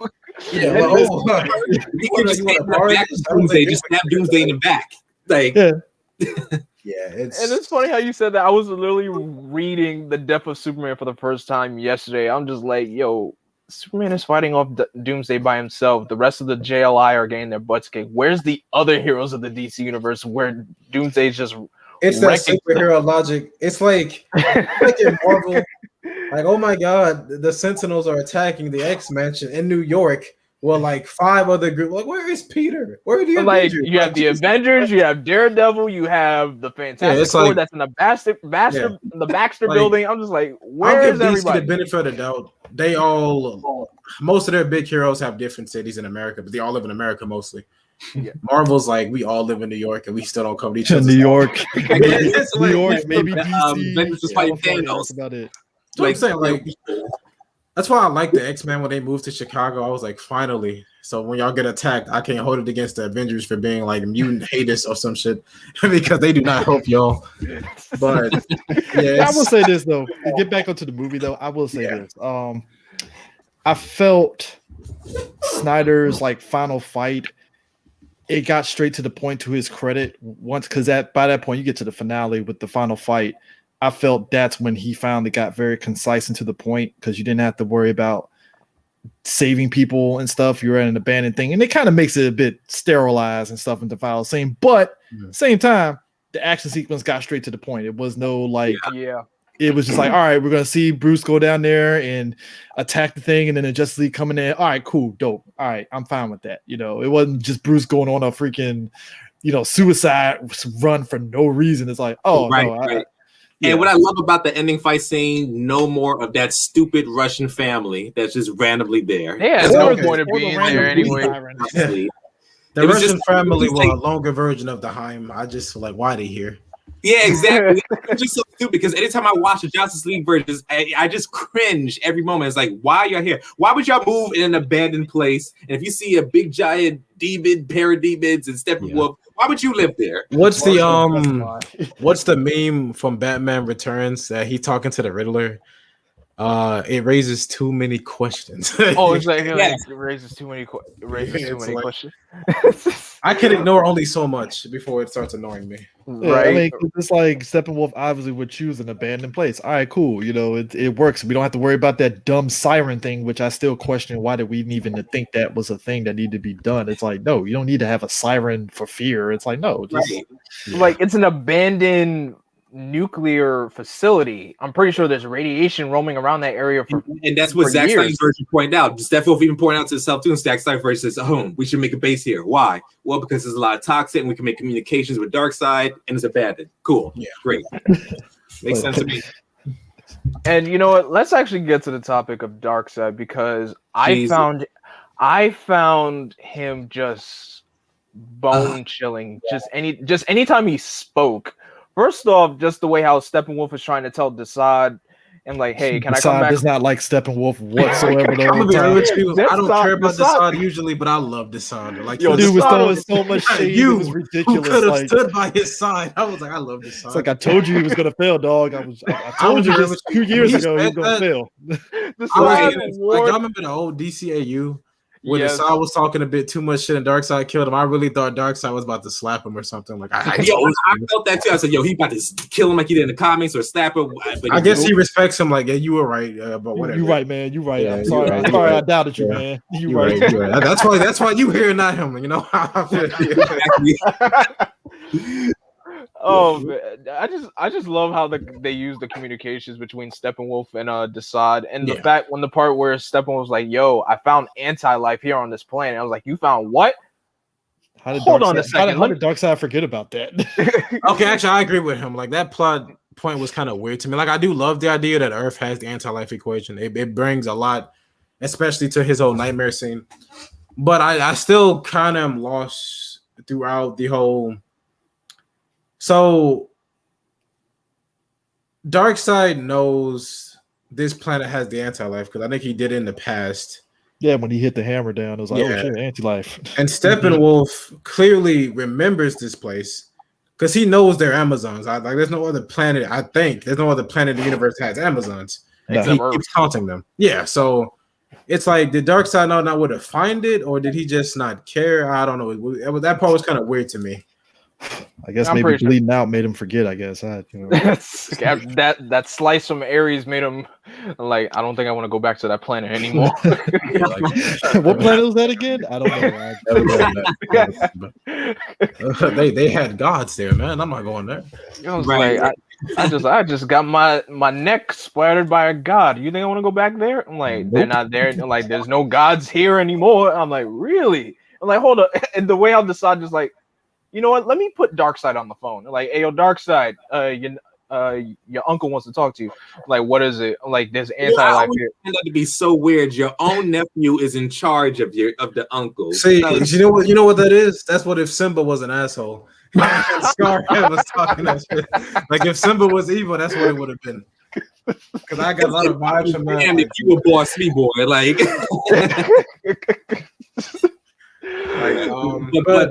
But Darkseid and Steppenwolf's relationship made the movie work for me and stuff like that. Because, like I said, you could find what Steppenwolf's purpose was. He's doing it to win Darkseid's point. I could do this. I could take over $50 million of worlds for you, stuff like that. So, like in the menacing of Darkseid, to me, he was kind of menacing than Thanos, to me, in my opinion. Darkseid. Oh, yeah, definitely. Because I think Thanos is just more intimidating because I think what Infinity War and Endgame did, we saw him. What happens when you have Thanos with the Infinity Gauntlet, right? And it's like, yo, this dude can put in work. And then in Endgame, you're like, well, how's he? Oh, he putting hands on everybody. Everybody had the gauntlet. Like, all right, it's like, yo, he's a threat both ways, and it's like, oh yeah, he's a problem. He is a 100% problem. I think both can be intimidating, but I feel like Thanos is more progressive because he was like, he had quote unquote good intentions. Right. Darkseid, the way the movie sets him up, it's like this dude Steppenwolf is evil. He's a pretty decent villain, but the way he bows and speaks in reverence, like, and how his armor just disappears. Yeah, like the head thing was weird, but whatever. But I like the way he looks at Darkseid. Yeah, like he looks at Darkseid. I think it gives Darkseid his own bonus. Like, on one hand, I feel like it was a bit of a mistake to show Darkseid getting kind of folded at the beginning of the film. On the other hand, the way the movie just presents him, like it waits to show. It looks menacing. It looks menacing. Yeah, like menacing. The way that he sees, like. The way when Steppenwolf gets his head cut off by Wonder Woman, and Darkseid does not react. He just steps on the head like unimpressed. He's like, decides like, I told you he was gonna mess up. That was the best bad guy death in movie history that I have ever seen. Because I felt bad for Steppenwolf afterwards. Superman came over. Superman was just pummeling dude, and then Aquaman, you see him pitchfork him, and then they taking turns. Superman punch him through the thing, and then one of them slices through the head, and it's like Darkseid, yeah, don't with us. We're the Justice League. I really do dig that because Darkseid himself is like, I don't know. It's like for me, it was kind of like, you guys remember that little minion that used to hang out with Thanos. Like the one that he was the one bullying Loki in Avengers 1. And he grabbed his face. Oh, yes, from Guardians who died. Something like that. Guardians Galaxy. He just gets fuck you. Like his neck just breaks. I'm like, that wow. These the people you got hanging with you? Like these your minions? I mean, they kind of saved it with the Black Order. But the idea that the main villain of the first movie is just a lackey for like Darkseid, that really pumps him up for me as far as like how menacing he is, Yeah, most definitely. And Granny goodness. Oh yes, and I love how Apocalypse was set up, and just when Zack revealed like, yes, that is Granny Goodness, I could see, I'm like, yo, Zack had a plan. I mean, I'm not mad that he didn't have Calabac in there. I'm not asking for too much. But I mean, if he did, please redesign Calabac. Like I've never liked his design. Like he's just a big Neanderthal. So I think that was the point. He was like, it was supposed to be the Neanderthal. Right. I mean, it's kind of like, I don't know. I don't know if it would translate too well to like, it's kind of like Steppenwolf, because Steppenwolf's like, Whedon's design was technically more comic accurate. Yeah, it was kind of like New 52 minus the color, basically. Yeah, it was. Which I don't know. Maybe it was just the CG wasn't that good, but I feel like more alien looking helped him a lot more. I mean, the menacing aspect of it and stuff. It's just when he took the helmet off, it was like, Yeah, that was a mistake. I don't know why. I don't even know why they wasted the time like animating that. They could have just have him bow. Because at least with the helmet on, maybe you could probably say, okay, maybe he's an alien. I don't know. He's just some spiky dude. All right, cool. But it's like, yeah, it didn't bug me. It didn't really bug me at all. I mean, it's fine. It's not a big thing. It's just I was like, Jesus. He's like, dang, you ugly man. But listen, someone said on the comments, but I was talking about Justice League that Steppenwolf had like Disney puppy dog eyes, like Dark Side. I actually, you mean like Snyder's or you mean Whedon's? No, Snyder's version, the new one. Yeah, I actually really liked his eye work because I don't know if this was like Zack's intention, but his eyes could be like hella menacing or they could be like intrigued, like when he was like the mother box was like, show me. And when he's looking the dark side and the side, he's really like that. Please just take me back. And that right. That's all he wants. That line that the side says is just. If we ever get more of some of this, I want to see more of the side because the side's line where he's like, "Oh, okay, like I'll take this planet for you and dark side." And he's like, "Okay, well." You have 49,000. I was like, well, Jesus. I was Christ. like, yo, that's even more than my student loans. Like, I don't do student loans, but then 50,000, like, bro, like.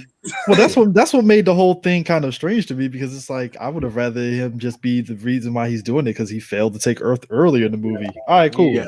Like again, like a mix would have been the best for them, I think. Because at least then Darkseid sees and it's like, well, you failed me there, so this was an easy planet, man. Like what humans beat you? Come on, man. Zeus beat you? Couldn't be me, man. Yeah, like exactly. They call old gods for a reason. You know our name is new gods, right? Like, come on. Yeah, right. Right. I want to talk about Lois and Martian Manhunter for a second. Oh my god. Okay, listen. Okay. Go ahead. Finish what you go to. I was gonna say something. First of all, I just like how in this version they show how Lois is in mourning, like she hasn't returned to work in like however long period of time that Clark's been quote unquote dead, and and the fact that it took Martian. First of all, the fact that it was General Lennox Martian Manhunter the whole time, and I'm like. Dude, so if you knew, like, first of all, with Superman being the second, we could say Superman was like the second alien on Earth. I'm like, why didn't you? Of course, he did come to Superman once when they were trying to find out where he lives, where he operates, and everything. But I'm just like, couldn't he just like pick a better time on the low when nobody was looking and be like, oh, General Lennox? I'm like, that's my Earth name, but I go by another name. My name is John Jones. I'm the last survivor of Mars. I'm like. You got two people, the last survivor of each other's race. They could have done something with that there. So the fact that Jean only got like, 2 scenes, I'm not mad that Jean got 2 scenes, but I just feel like, if the general was Jean the entire time, why couldn't they do something with that in like the other film? They just didn't do a good job of setting it up. Because you remember in Supergirl, when we saw John Jones there, they did a pretty good job because we didn't know old boy was John Jones, but that worked. So like when his eyes glowed, I was like, maybe he's a robot or something, because the Martian Manhunter being him being Martian Manhunter was the last thing on my mind. So I was like, all right, cool. And then we get to the last episode, and then boom, I'm John Jones. I was like, oh crap. And I think if he was really trying to use Martian Manhunter, he could have really seeded certain things. I'm not saying he had to explicitly do anything, but if the general was doing something quirky and weird in Man of Steel and BVS, it's like, oh, okay, cool. Yeah, I can see how he's that, but Man of Steel, he just looks like a normal general who cares. Like, again, I don't know whose fault it is. I don't know if it's WB or if it's Zack. It's not really a thing to blame, really, but. He claimed he wanted to use Green Lantern. That was the rumor. Yeah, the plan. We're gonna get into that. We're gonna get into that later. But like Man of Steel, I just don't see Lennox at any point. He's an alien. He just maybe that's I guess maybe he's just that good of an actor. I don't know. Well, in a way, as I was watching, rewatching Man of Steel and Batman v Superman, and it was revealed that we know that he's gonna be Martian Manhunter. I was trying to look at his actions because. Let's say, for example, the end of Man of Steel, the missile came crashing down, and then, he's talking to Superman, blah, blah, blah. But then when Superman leaves, he doesn't look impressed at all. He's like, oh, I could do that too. He's not like, whoa, look how fast it, stuff like that. So maybe it's probably an actor thing. Look at his eyes, look at his facial experience. Like he's straight, okay, Superman's here. Okay, I just want to experiment to see how everything's going. Okay, he could do that. I could do that, and maybe I could reveal myself one day. So maybe he was just waiting. I don't know. It's a lot of things you could defend. I can kind of get why he waited though, because So he sends Superman and the Justice League reveal themselves. Like, okay, you know what? Don't be ashamed of myself. I can reveal myself too.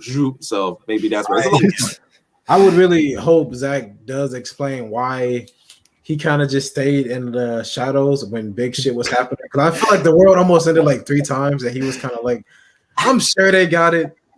You know, I'm like sure they don't need me. I'm sure they got it. Like, I mean, people compared him to Wong, but it's like at least Wong had an excuse, like, "Yo, somebody has to protect the Sanctorium." It's like, all right, cool. The thing with Wong is just, I wouldn't say Wong. I mean, we don't know how strong this version of Martian Manhunter is, right? No, but I get a feeling he's top tier. Like if he clearly has quite a few of the powers, and he's clearly somewhat powerful.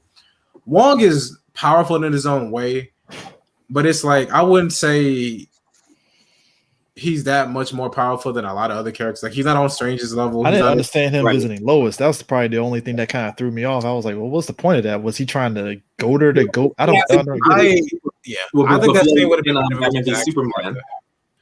Yeah, I think they were trying to use like, have, him transform into like a familiar face that she recognizes, because, she hasn't.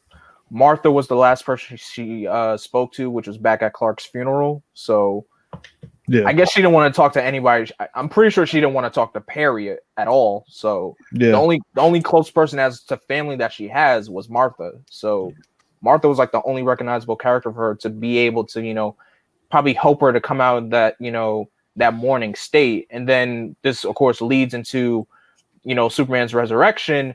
And when, and I like how this resurrection was done way better. You have, first of all, you had the ship telling the Justice League, don't do this, because if you do this, this is your last warning, man. I'm not like, do not do this. Yeah. And that future glimpse that Cyborg gets of how, this is not going to end well for you guys if you do this. And you see, the League getting murked, Darkseid coming down in Atlantis using his Omega beams, killing Atlanteans. I actually didn't realize that was apparently Aquaman he killed in that scene. Yeah, honestly, I didn't notice that. I thought it was just an Atlantean. I was like, damn, sucks to be him. Aquaman got murked. Wonder Woman was having a whole funeral. And I realized another thing during that whole funeral scene, there were also parademons behind the Amazons. Like, what are they doing there? Yeah, I think that scene was implying that they've surrendered. It's Darkseid's world now. Yeah, wasn't he looking over the funeral? Like, she did. also one of the Green Lanterns. Was it Kilowog? That was Kilowog. That was definitely Kilowog on the ground. So if that lantern is dead, it has to be Hal Jordan probably maybe there in the future, something like that. So that means they might have to call Kilowog or something because because I feel like the anti-life equation, at least the way like this universe sets it up, it's a big deal, like in the comics. So I wouldn't be surprised if the Guardians were like, "Hey, yo, man, go fix that, bro. Like that's we can't let him find that. Like that could actually be the end of it." And be like, "Yo, this is our we gotta create one more ring. This is our only one we got left." Yeah, like we see the Nightmare Earth. I wouldn't be surprised if, since he got the anti-life equation, the rest of the universe is like that as well. Like we just get to see Earth because that's like the last rebellion against him. I mean, it's kind of crazy though how that whole sequence was his weird way of doing injustice in a way, because the whole thing of Lois is the key and all that stuff, which I kind of like Whedon's version of that whole sequence, because whereas in this one it's like Lois just happened to be there because she's giving the cop coffee. I enjoyed the fact of Batman being the person that's like, I got a plan in case it does go sideways. And it's like, all right, cool. Of course, Lois would be the key because that was what he dreamed up of in BVS. Like Flash told him, hey, Lois is the key. And it's like, okay, that makes sense. Yep.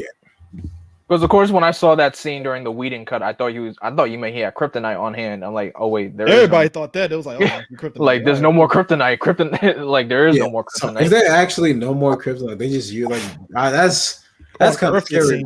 On Earth, it seems. I mean, I don't know if it's like no more kryptonite. Period, though. That's hella scary because they were definitely about to take a big L from that. I mean, in the DC universe, there's many ways to forge kryptonite, but of course, fake kryptonite. Kryptonite. I mean, I just feel like I don't know. I mean, it's not a plot hole. It's just I'm pretty sure the spirit was still in Doomsday, right? He could just I'm gonna just take this out real quick. The day. I don't know what's out there. Oh no, he'll do his little flashpoint thing, just reverse time, like zoop. Oh, got a kryptonite right here. Yeah, I did find it interesting how they extended that Deathstroke and Lex Luthor scene where Lex Luthor knew who Bruce was, and it's like, oh, okay, that's cool. So that was supposed to set up for Ben Affleck's the Batman, stuff like that. But turns out that's not what's going to happen, which I really want to see because I want to see Batman really battle out with Deathstroke and Batgirl who was going to be involved. But who knows? It was a possibility. It was also revealed that Go ahead. It was also revealed that it was Bruce that took out Slade's eye in the first place. So we're denied a movie.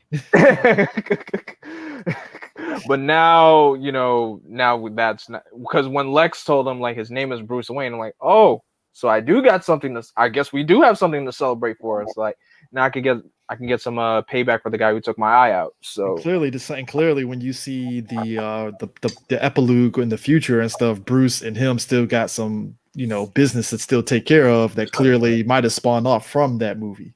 That future Deathstroke, so stupid. I was like the Mohawk. It's like the Mohawk was like okay. What it was a weird design choice because like you're in a post-apocalyptic future. What do you have the time to just cut this like this? Like I don't know. It's not a big deal. I just thought it was funny. I just noticed it. It was like it really made me pay more attention to Deathstroke than I already was. Right.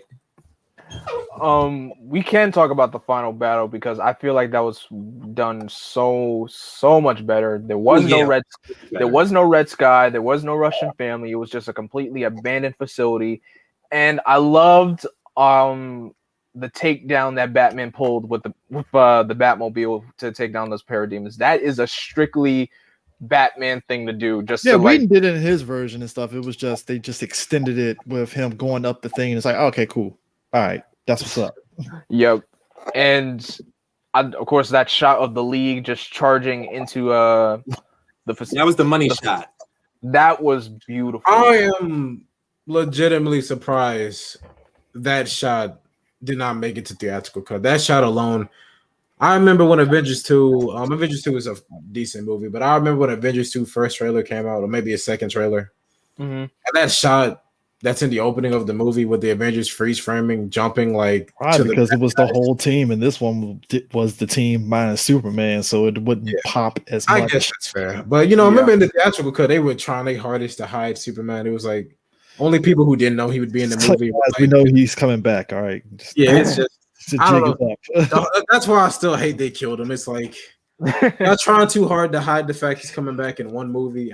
You knew at the end of BVS. You knew at the end of BVS. They didn't even try to hide it there. That's why I was like, okay, as a comic book fan, I know he'll be back. But even as a casual fan, like, bro, y'all literally showing me that he's coming back, like, not even in one movie. Not even for a minute, like after the funeral, like, oh, he's still alive. It was damn near instant. I was like, wow, that's.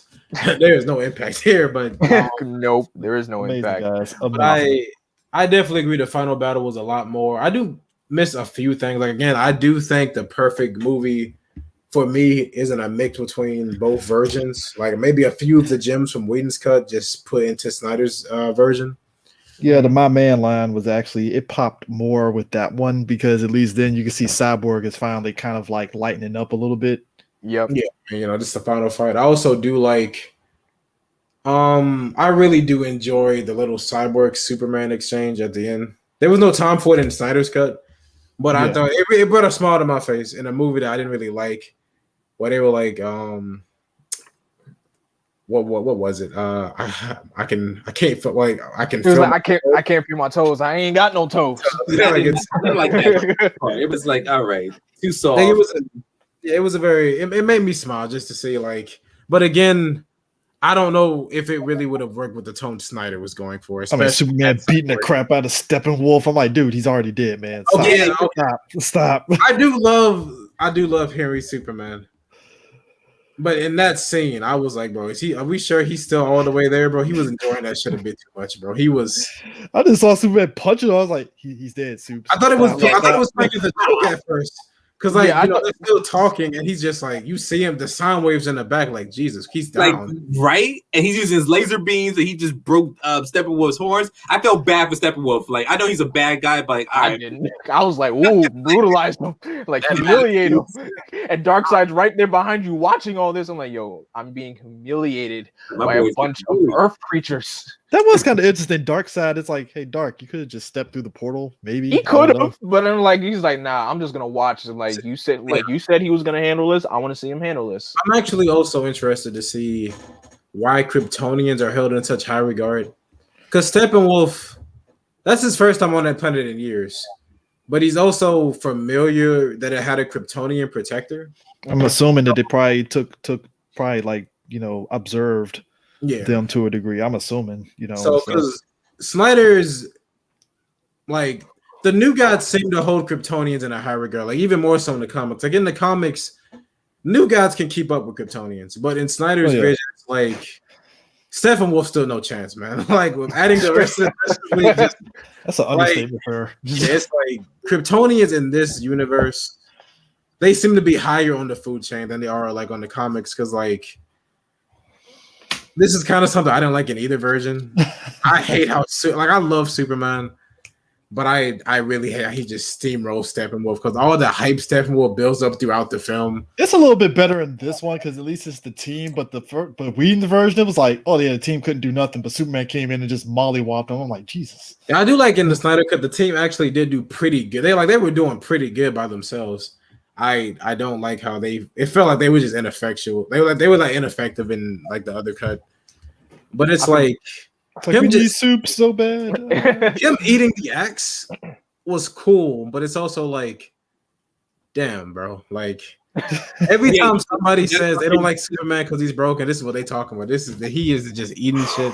And then he breaks the axe. Superman came out of nowhere, and then Darkseid's like, "I'm gonna kill you, Cyborg." And Superman's like, "Not impressed." I'm not impressed. Yeah, it was like I do like it in concept, but I do wish their fight was a bit more even. Even if it does lean towards Superman, it's like I feel like, and also I don't always agree with the whole idea that it makes the rest of the Justice League feel useless in a way, because I still feel like there's more to offer on a team than just being like phically powerful. Like that's what the Avengers do. Like, well, the teamwork aspect was great because you saw Aquaman actually, which again, it's like that kind of negates the sequel, because Aquaman, this movie was using like aqua telekinesis or whatever, and I was like, he wasn't doing that in the movie. What happened? Nope, he was not doing that in the solo movie. I do love the Aquaman solo movie, but he didn't do that to the end. But still, it was like, But it looks like it's implied he can't do it though, which I was like, I don't know if the transition was just weird in Aquaman 2. Like I don't know, but we chose not to do it. I guess I don't know. Sorry, why not? Superman is just, I don't know. I just wish him and Steppenwolf have a bit of a better fight, and they were kind of tied, because I think Zack himself stated that Steppenwolf was on the same level of Doomsday, the same person who was kind of overpowering Clark. So I thought it would be cool if kind of a Doomsday situation. But now we got more than Wonder Woman. We have more than Batman. We've got the Justice League minus the Green Lantern. I feel lied to now that you just said that now. It's weird. I don't believe it. You telling me this dude is as strong as Doomsday? This man is getting destroyed. I can't see it. That's why I'm like, this dude is not on Doomsday's level for sure. First of all, the fact that he was giving Wonder Woman the trash talk all movie, every single time they were fighting. So this is why I do like this stuff with a bit more. I do love the way he was talking down to Wonder Woman, like, oh yeah, you should have helped your sisters. Like, you should have helped your sisters. I hope you know that. Yeah. I don't know how he knew the queen was your mother, but it doesn't matter. Yeah, your mom's dead. I'm lying, but you don't know that. It's like who said I was telling the truth? I could be lying right now. You don't know. Be. That's what villains do. Just tempt you. So yeah, it's just straight up trash talk. And just that final fight alone was just beautiful, and the fact that I love the combo. But that final fight, that all the heroes had a purpose there. Yeah, another thing you need to have, man. Like in a team, you just can't have one person just feel. It's like I don't remember too much of the Whedon cut, But I do know a lot of people I've talked to. They feel like Batman at times felt like he was more like, because it's hard to write Batman and he's the one without powers, so you can't have him doing too much physical work like against the big boss. I mean, he's a field general, so He has to be. He's definitely a field general. He has to be giving commands, doing some stealth stuff. He was really destroying those poor parademons. They didn't know what hit him. That poor one who finally hit Barry. He was like, "I did it!" Instantly shocked him. You could tell that parademon was not trained by stormtroopers. Yeah, I do feel Barry going through the Speed Force and stuff. It could have been done a little bit better, but I like the idea of Barry rewinding time in order to give the team a redo on. That was amazing. The stuff. And I was like, all right, cool. And the visual was crazy too, how all the team died, but when Barry was reversing time, like you see how Superman's flesh name died was come back, stuff like that. And that was dope because that was it for them. But Flash just saved the whole day, and he had a purpose. Not that stupid Russian family or Superman carrying a lot of worthless people in the building. No, this was way better in my opinion. I still wish somebody taught Ezra Miller how to run properly, but bro, I refuse. Look, I don't know. I can't blame him for that. I can't believe. I just can't. Who came up with that idea? That's what I'm saying. Who told him to run like that? This and was like, it's okay. Like, I don't know if it's Zack. I don't know if the VFX artist. I don't know who looked at it and was like, that's fine. Like because Ezra Miller, he's like a normal guy. I'm sure he can run normally. Maybe exactly. It looks good. I don't know. I've never seen a poor track runner form of running in my life. If you've seen Quicksilver in Age of Ultron, that's how a speedster's supposed to run. It's just you don't have to have a good form because I get it. This is early, Barry. But you don't even. I know how to run. I'm not a track. Even the Flash TV show looks good and stuff. That's what I'm like. Yeah, he's taking these big steps. I'm not sure that's how you're supposed to do that, man. I could say with the Speed Force scene where he's reversing time, I could say that form definitely works because pretty much you could see he's basically throwing lightning every time his hands are moving forward. So I could say that. Effect. Yeah, that actually works. But when it's just I guess it's not too much of a problem here because for instance when he was fighting the parademons and he was dodging every shot, you don't have to see the full movement. Exactly. You just see the blur. You just see him blur through every shot that was being thrown at him. So that wasn't too much of a problem for me. So I guess we could jump right into the last bit of the film, which was the nightmare scene. Because I was wondering all movie I know this nightmare scene is in here. Okay. I'm glad you said that because it was spoiled for me about the nightmare scene. It was there, and this whole movie, I'm like, oh, it's gonna be one of those middle of the movie things, right? I'm like, okay, that's what I thought it was gonna be. BVS. Yeah. It was like, and then I thought, okay, so it's gonna happen when the mother box explodes. Still no, I was like, okay, no nightmare scene, and then right at the epilogue, I'm like, oh. Maybe because fans were complaining, it's like, okay, in the Batman v Superman, the nightmare scene just came out of nowhere. It was cool but weird, so maybe the nightmare scene was great, but I would definitely. Well, I'm not gonna say it was great. It was pretty average. It's one of those things I feel like you could have took it out. I could have done without that. I'll be honest. Yeah, I really could have done. I mean, I don't mind it because I would love to see Zack's future of what Injustice is. The Joker and Batman scene was decent for me. It was pretty cool, stuff like that. But I just want to see what could have been should. Superman's gonna kill, blah, blah, blah. So explore more of that because BBVS got me into that. So let's see. Well, hopefully we'll see in this sequel. Hopefully Warner Bros. Will give him the approval. The interaction between Batman and the Joker was very interesting. First of all, the fact that Joker even called Mara a fish stick. Jared Leto is still he's still trying, man. He's trying. He's not. I mean, I think he needs. I don't know. He's a great actor. I think he deserves another big chance. But yeah. I got chills at the Robin line. Oh, okay, because a mother or father, be careful what you say next. Nothing. He's like, you better listen, man. What I love about Batman? He came back with Joker so hard. It's like, you remember your girl Harley? Yeah, she told me to kill you. You know what happens? What's going to happen next? Joker's like, oh shoot, okay, you got me there, Batman. The fact that he said, "I will effing kill you," I did not. I just laugh at that Batman. part. It's especially with the voice modifier. It's like I don't know how. I'm like, whoa, he's like, I was like, I will fucking kill you. I laugh. See, my thing laugh at the delivery of that line. because swearing isn't as quote unquote cool as it was like in the 90s and 80s. You know, when I hear somebody swear today, they better sound damn good while doing it. I'm sure Ben Affleck can say it, but that voice modifier, it's like, which he still has. Like, I'm surprised he still has it in this post-apocalyptic future. Like everybody apparently knows who you are, but I mean, I ain't. Yeah, right.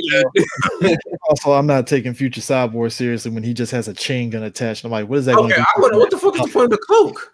So, like, I was thinking that the cloak he has something like big gun or something. Yeah, I'm like, like, this just, guy got a War Machine chain gun. You I'm could like, just be Superman walking would kill you.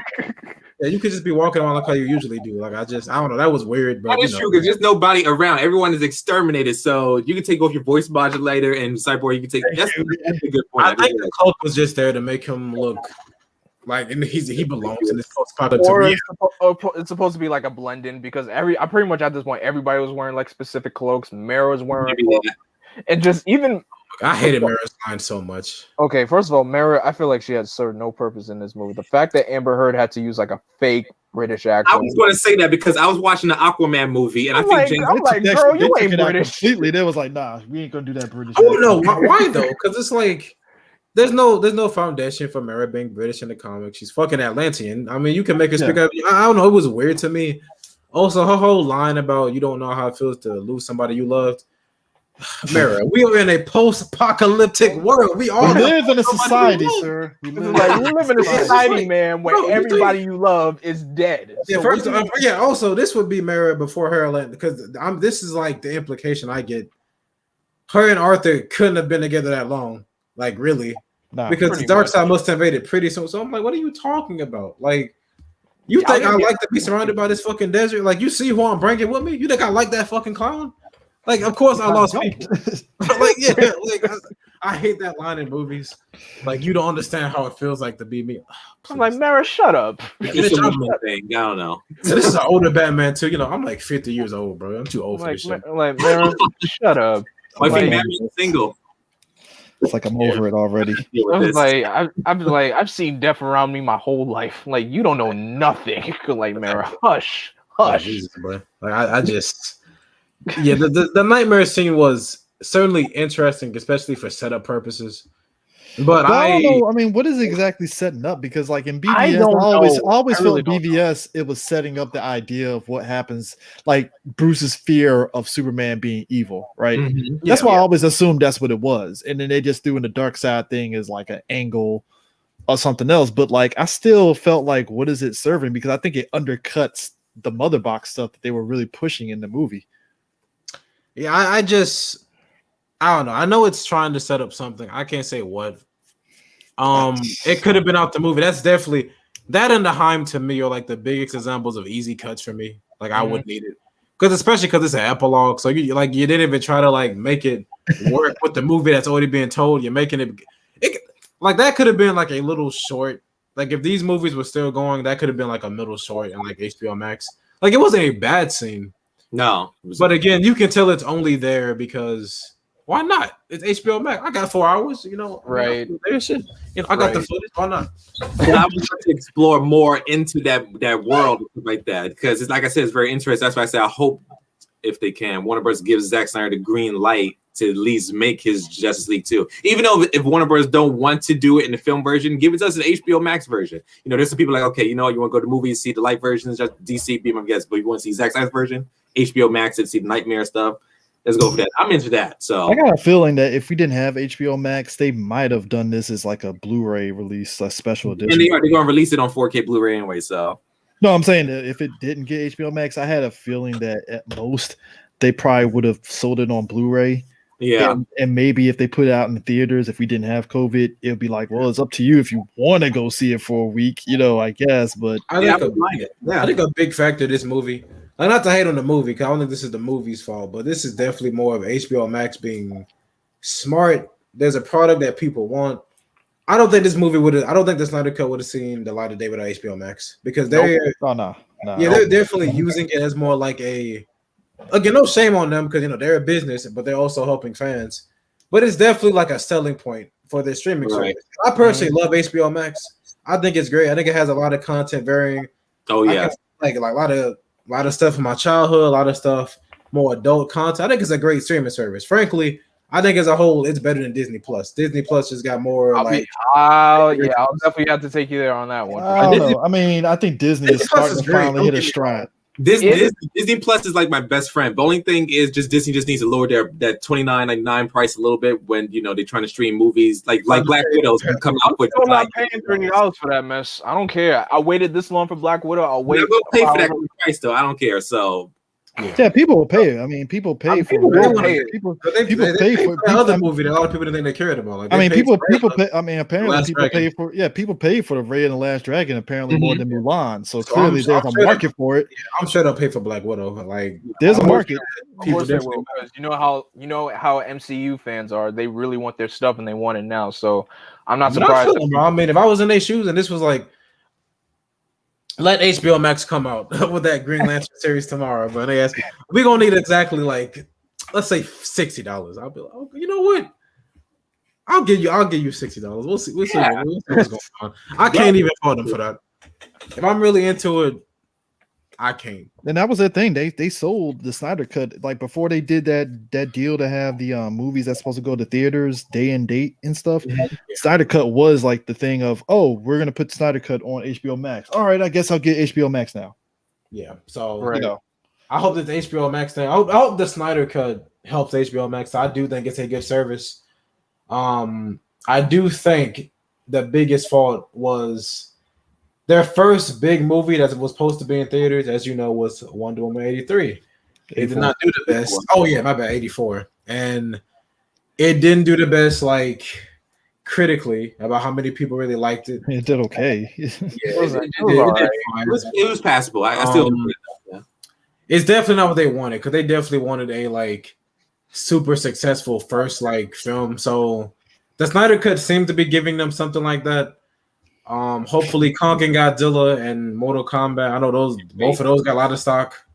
I mean, if we're talking DC stuff, I'm thinking Flashpoint is going to be their big reset and stuff on top of them doing that thing with Rob Pattinson's Matt Reeves Batman, and then that Gotham TV show. Finished filming that actually, like the Batman? Yeah, they just finished filming it. Yeah, they just wrapped up filming. Cool. Yeah, so I mean, they got something. Yes, because they got something. Yeah, they were so for that. That movie was what was the event DC did that I kind of hope they do again?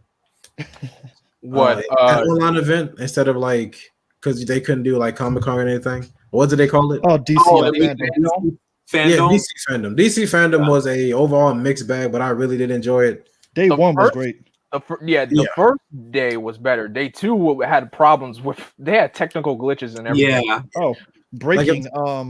James Gunn's trailer for Suicide Squad is going to drop tomorrow. Oh, great. Oh, okay, that's good to hear. I got something. Yeah, I got to react to that tomorrow.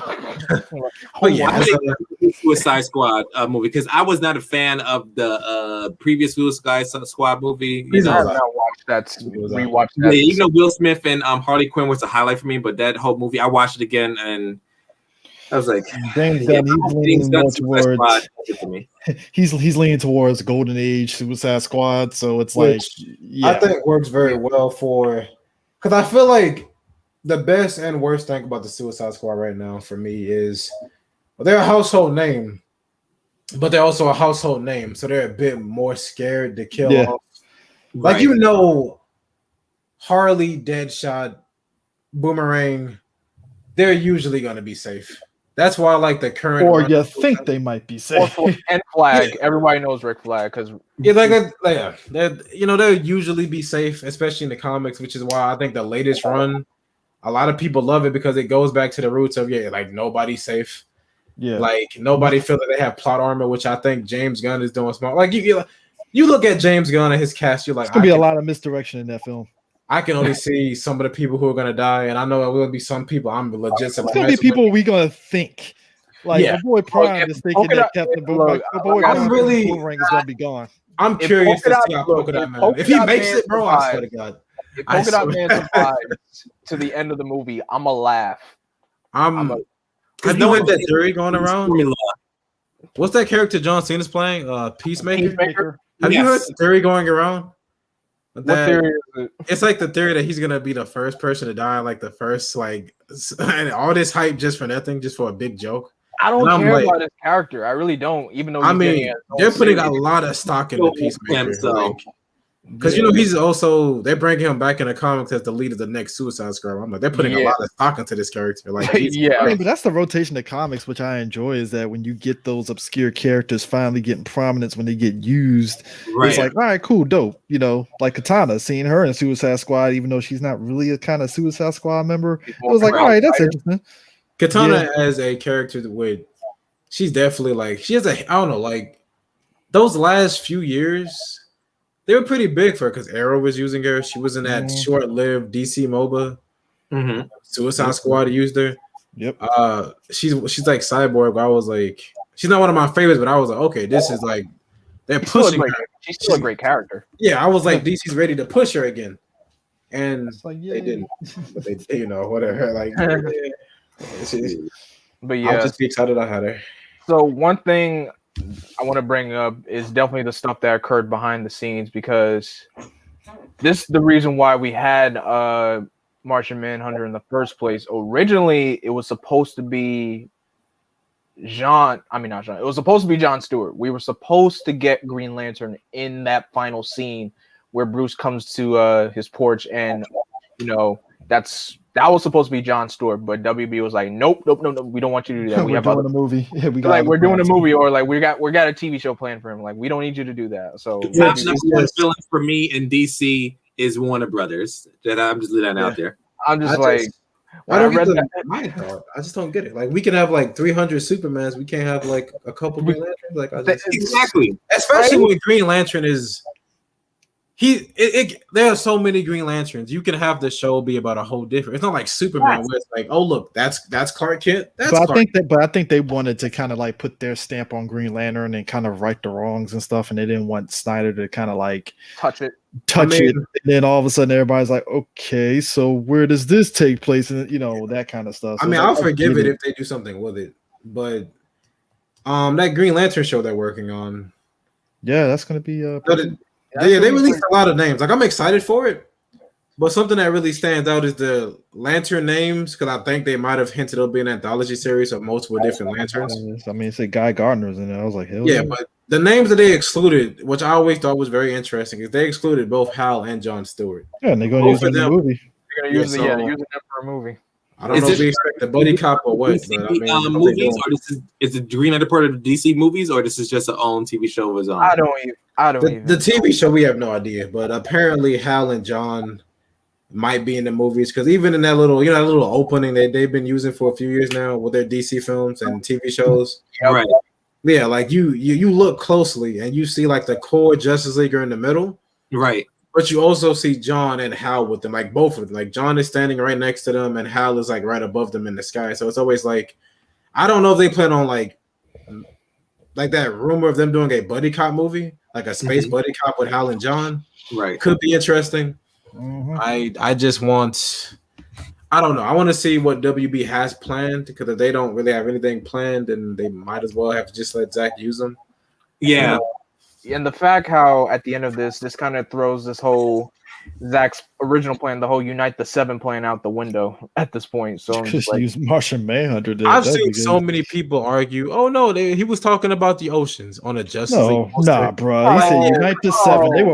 They were on a pressing Justice League poster. Come on, man. They were pressing Unite the Seven at Comic-Con that year I was there. It's like, come on, dog. Like, it was really a Justice League reference. Like the Big Seven. That's always like the main number for the Justice League. I just want to know. I'm not always big on like it's always the company's fault. I do think sometimes the company can be right, but WB don't got a plan every time. You remember that? I remember all the plans they had that didn't go anywhere. Like, I just like WB doesn't. Supposed to get a Cyborg movie. Supposed to get this Nightwing movie. Supposed to be a Batgirl movie, and it's like, okay. That's why when people tell me of a new deal, like they announced that new roster, the new slate of all the new shit they're working on. It's hard for me to see a trailer. I don't see a trailer. I just see announcements. I just see names. Yeah. I'm like, oh yeah, we have a Batgirl show in the work. We have a Zatanna show. I will pay to see them actually do it as a Zatanna show, because I'm already feeling like I don't know, man. Like Until I see a trailer. I mean, I like the names attached to it, but I'm like, I need a trailer. I need a trailer. You could put the name up and announce it, but I don't. If you're not doing anything with it, I don't see it going anywhere because that's what WB needs to build up like Marvel. When Marvel announces something, I'm sure they actually plan on doing it. They do. It's just when WB does it, they just announce it like, "Hey, we got an Hour Man movie coming out. We got a Blue Beetle movie coming out." But you're using Hour Man in Stargirl. Universe is going to be a different universe because Warner Bros. Is always rebooting. Like they're doing reboot for Batman again. He's going to be in his own universe. Can you please make it all continue into the same universe, but make it unique in their own movies, like how Marvel did?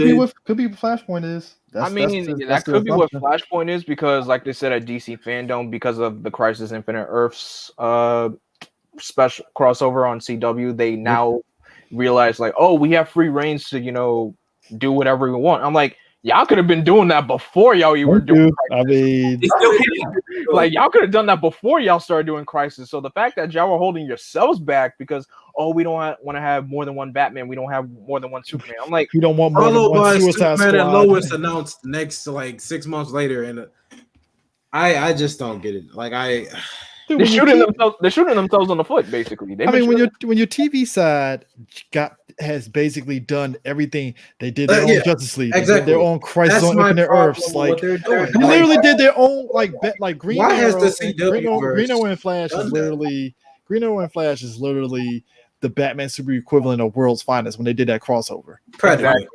And it causes too many problems for like fans as a whole because like. Why was Infinite Crisis one of the definitive DC stories done with a TV budget? Why is that not in the film? And it was great. It was good. I'll give it that. I knew it had problems, but I still appreciate it for what as a whole. It was pretty. They built that up from freaking season 1 of The Flash. That's crazy. Yeah, it was pretty good. Yeah, it's just WB. Just I don't know. They just give too much. They let anybody do what they make want. Promises that they can't keep. They make it trying to outbeat like Marvel or something like that. Like it's easy. Let me the secret to beating Marvel. Well, the only chance they had to beat Marvel, they lost it now. Make a good movie. Exactly. Make a good movie. Have a solid plan. Have a plan. That's what. Have a plan. Have a Marvel. Not every Marvel movie was a hit. Like. I mean, but even if the worst one, you could still come away from it like, all right. Watch it. It wasn't like, it was all right. Like I can go back. Like I watched Thor: Dark World last night, right? See, I was waiting for it. Yeah, because it came. It came out. I was waiting for Snowfall to drop, so I was watching it, right? And I was like, man, I kind of forgot what this was. It's like it's actually pretty entertaining, huh? Wow, it's not the best MCU movie, but it's not bad. Incredible Hulk is the definitive Hulk movie. Everybody always trashed that movie like that. I think that was a good movie. But they still watch it though. But they will still watch it. Yeah, they'll still watch it. But so I'm glad we all can agree on that because I mean I love that movie. But first of all, that design for the Hulk is far superior than any. Like I like Mark Ruffalo, but his Hulk looks like my problem with Mark Ruffalo and like modern day MCU Hulk. Is he comes off more as like a pet ape, I think that's what they were going for. Yeah, I think that angle. And then when you get to Thor Ragnarok, it's like, oh, we finally got the Hulk that kind of sort of people wanted, Yeah. Like we kind of got that Hulk in Incredible Hulk. It's just y'all just nerfed him. It's like Incredible Hulk. I like the more. His design alone looks more like monstrous. I don't know any of what the situation with Edward Norton. I don't know any about that. I don't know, like. That was early Perlmutter and I have no idea about any of that, but I do feel like I'm glad the movie is still considered canon. Of course, yeah. Because when I saw General Ross in Civil War, I was really excited. Well, a lot of people thought it wasn't canon. I'm like, it's canon. It's just canon. Mentions in Avengers. I even had my battle in Harlem, the Incredible Hulk movie. Yeah, but a lot of people like to pretend it. I'm like, no, it is. It's just they just decided not to lean heavy into it. They don't reference like everything else. Yeah, they don't reference it that much at all. But again, it's like the MCU, even Captain Marvel, the MCU is yet to come out with a movie that I just feel like people just don't like it. Bad. Like it's like a bad movie. Even if you like all of Zack Snyder's films, like you have to try real hard to make a bad movie at this stage. It's like exactly like every. I've yet to see anybody who likes every single one. Like I've seen people they like all of Zack Snyder's, including the Snyder Cut. They don't like Suicide Squad. Or Rightfully so. I know a few people who don't like Aquaman. I can kind of get it. Because Aquaman, especially, it does feel like the most It's different. ambitious. It's definitely ambitious, and it feels the most different from like what people are used to. With But the it was current fun and DC entertaining, movies. But though. it was I great really though. I love it. Oh, Man. I really dig it. Like that movie. I mean, as soon as you saw Black Manta and Ocean Master looking like Yeah. they came straight out of the comics, that Ocean Master that was hit. a great villain. Again, I also think Jason Momoa has sold me on his Aquaman. I'm far more interested because like Whedon's cut. Snyder's cut kind of has his problem, but Whedon's cut is far worse. I don't know why the hell Aquaman is there at times. I forget he's there other than being an asshole. Snyder tried in his version. I think he was going for 90s Aquaman with the hook for a hand. That's what the Aquaman he was going for. Yeah, I mean it's not his fault. It's still Aquaman. It's just that like it feels like if I had to say a character of the big seven who gets the least done with him, it's kind of him. I mean, like I said, like you said, Zack tries. Like that whole Atlantis scene, he gets like what 3 of them. Mm-hmm. Like when he talks to, I don't know, I forgot his name, Orko. I'm gonna call him William Dafoe because he's Olko. Foco, yes. William Dafoe continues to be the best part of everything he's in. But yeah, it's like I see him as Green Goblin, but yes, you're right. Yeah, no, that's how I keep thinking. That's a Green William Goblin. Dafoe. I just how can you dislike such a fun performance? I really do hope he was having a good time playing that character. And my final question, and before we end off, everyone restore the Snyderverse was trending today, and I'll be honest, I'm one of those people. I just feel like this is not going to happen again. The Snyderverse is not going to happen. Oh, they already put the kibosh on that Monday. That lady came. The CEO was like, "Oh no, we're not continuing it." Yeah, I heard. We allowed them, which I think it kind of signifies the fact that because I mean I'm pretty sure y'all remember when like after Justice League Theatrical came out, they fired like a lot of the higher ups and stuff. So the fact that Hamada and them were like, you know what? We'll let Snyder finish his version before we decide to kind of move on to something new. We're new leadership. We need a new vision. All right, cool. We'll let him do that. Yeah. I mean, I'm definitely of the mind that I really do hate how splintered DC fans are right now. Like how this little mini civil war amongst the fan base. I'm fine with WB moving on. But at the same time, it's like I wouldn't mind if they continued it. But at this point, it's like it's not even Snyder's fault. It's just too much baggage with the whole situation. So many fans is arguing. Like I'm actually surprised I connected with Blackwing again on Twitter because I fucking hate Twitter. Twitter is just a cesspool of people. Like Twitter is now. Remember how Facebook used to be the place where fights always start? Now Twitter is the place where fights. Yeah, I remember the first episode of Superman and Lois came out, and that just popped off. Henry Cavill fans coming at Tyler Hoechlin, like everybody just coming at each other's throats. I'm like, but why though? Just like what you like, and the fan base is so split. Like people are saying, oh, like they'll boycott any new product from DC if it's not the Snyder.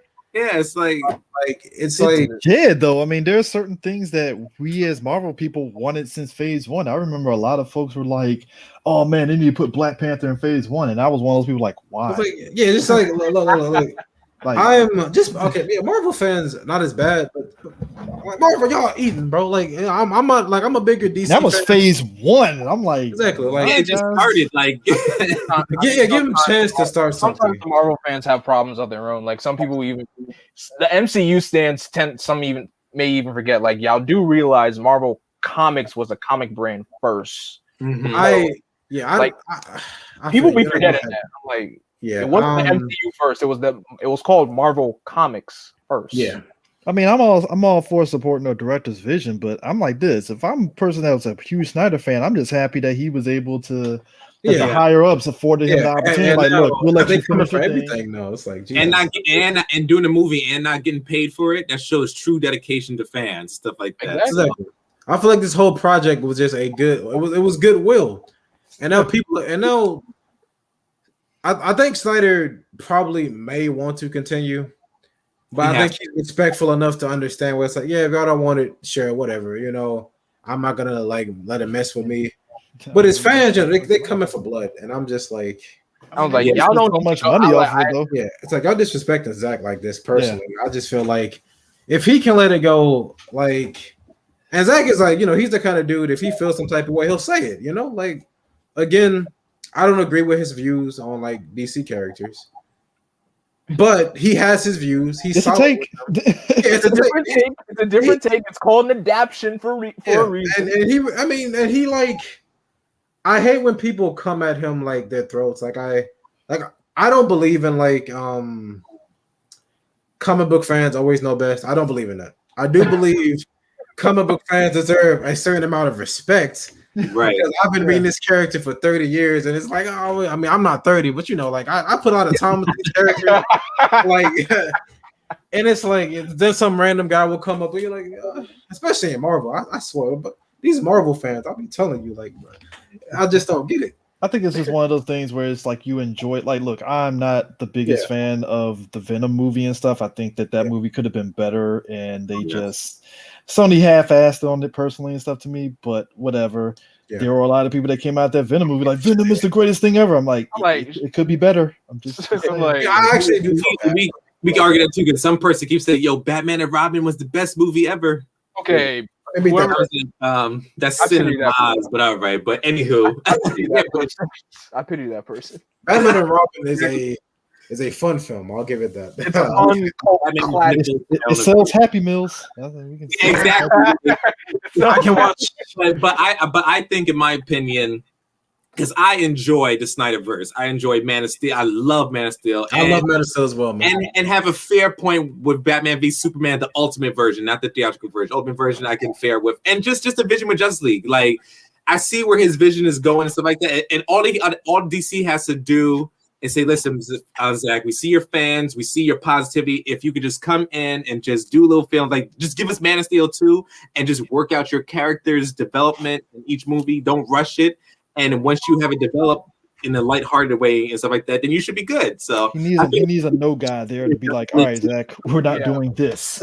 I'm like, okay, you're doing too much of this. You need more of this. Because I know some people are kind of taking fault with a lot of his leaked plans. Which I mean, for me, leaked plans are just that they're leaked plans. You never know how they might be executed. So I'm willing to give Zach the benefit of the doubt because I don't like BVS. And even the Snyder Cut, to me, while it's a lot better, it's still like a solid 7 for me. Yeah, me too. But I love Man of Steel, man. Like Man of Steel is Man of Steel is the reason I will always go back to Zack Snyder. That and Watchmen, but Man of Steel especially. I'm quoting from my co-host D here, but he said it best. The Snyder Cut is basically like going from a C to a B minus. It's like improved a little bit, but there's still problems. There's still problems, and that's why I say if it was 3 hours, it would have definitely mitigated those issues. Because a 3-hour movie like Endgame, right? I know a lot of people had some nitpicks with it, but that's what it is. It boils down to nitpicks. Now, if Endgame was 4 hours, then you open yourself up to like, okay, what are we doing here? Travel oh man. But honestly, that's pretty much our discussion on the Snyder Cut for Justice League. Thank you guys so much for being here. I appreciate also thank you to my guests for taking the time out of their day to be here. Denzel, where can everybody follow you or find you? Well, ladies and gents, you can follow me on Denzel B. Wren on my YouTube channel. I do reaction videos, gaming, talk about Star Wars, especially as you can see in the background, you name it, Marvel, etc. And yeah, follow me on Instagram, man. And CJ, where can everybody find you? You can find me on our 3 Black Geeks Twitter at 3 Black Geeks. Instagram, same name. Facebook, just look up same name. You can find my personal one at CJ WizGeek. That's my personal Twitter. Put out weekly episodes. Doing a lot of stuff on Twitch and YouTube under 3 Black Geeks. So I'm currently doing Kingdom Hearts series run through right now. I'm almost done with Kingdom Hearts 1. So that's like 2 games down. I'm done with Birth by Sleep, and 1 will be done soon. So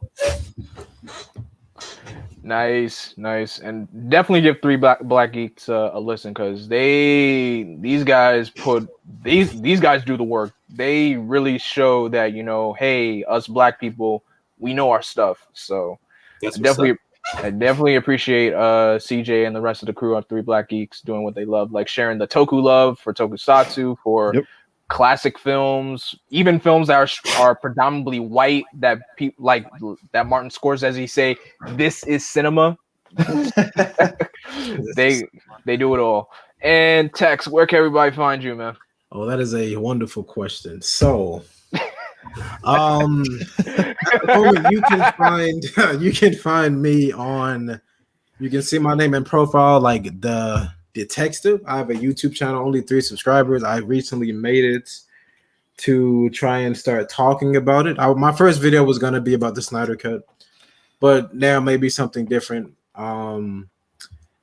As a whole, I was thinking of making a new Twitter, but whatever. You may see me hopefully in the future with Blackwing, because speaking of that, maybe I should ask you this in private, but I would love to be on one of your Ranger ranking videos of the colors, because I saw you. Okay. Because we have we got a few things to talk about. You put Taylor in B, but it's okay, We'll talk. Yeah, we'll definitely talk after this for sure. We'll definitely talk after this. But anyway, guys, as always, you can follow me on Twitter, Instagram, Facebook at Blackwing2040. Also follow me on Twitch at Blackwing2040. And as always, don't forget to like, comment, share, and subscribe, and click that bell to be notified for every single upload or whenever any live stream that comes up. And thank you guys so much for watching. Thank you guys, my guests, for taking the time out their day to be here. And as always, I'm Vengeance, I'm Darkness, I am Blackwing. Stay golden.